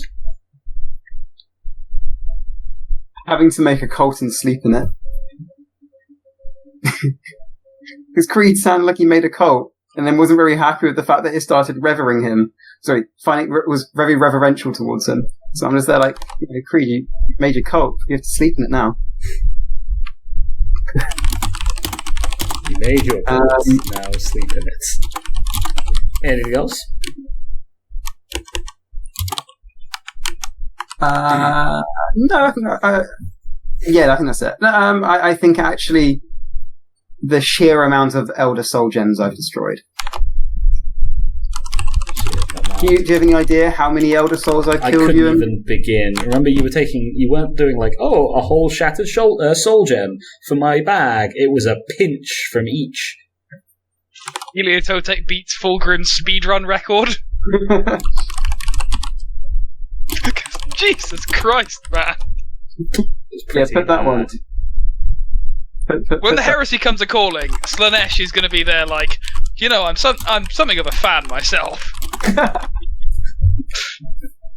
So, what you do? Could you put those 2 from Benji in, please? I put beating Fulgrim's speed record. Oh, okay. Any other highlights, Ollie? No, let's be done. Cool. I know we've mentioned it elsewhere, but I want to get down Nazeem's passive-aggressive acceptance of his new place, because I'm in love with it.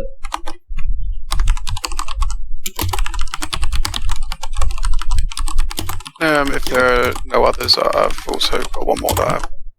Yeah? What's up? Bring in pocket-custodes. I don't remember that one. I'd say, like, in the pocket, as in, like, he's basically Coayah's boy. All the custodies like me now. I think we changed it to Wesleyan. Yeah. Well, I think so, it was the custodies on the assorted ships that were assembled like me, because I know I only have Pier Wesleyan. I'm not saying they like me as in I'm their friend, but I think it's more approvingness of the space walls are running completely out of control. What is my action to this? Immediately institute stupid thing. They step out of line. The custodians, they're like, yeah, that seems like the sort of thing we'd do. Big into it. Cool. Okay, thank you. Oh, sorry. Sorry, final one. Everyone gets a fancy name.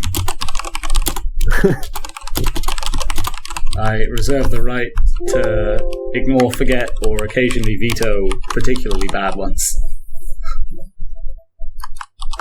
Cool. Thank you all for a very entertaining session number 15. I'm really looking forward to next campaign. That's completely changed the tone of it now as well. That's going to be an interesting one. Next campaign, you'll have a full-ish grand company at your disposal, and you will have a proper subsector map as well. It's gonna be an interesting one. Is this one also going to be a 10-sessioner, or thereabouts? Yeah, we'll stick to like 10 sessions, plus or minus like 3, depending.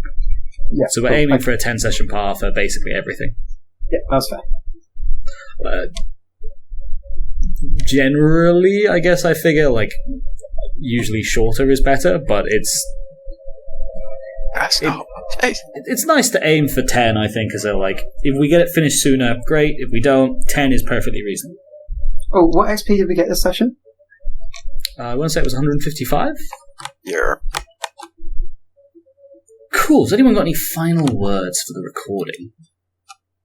Fucking knife ears.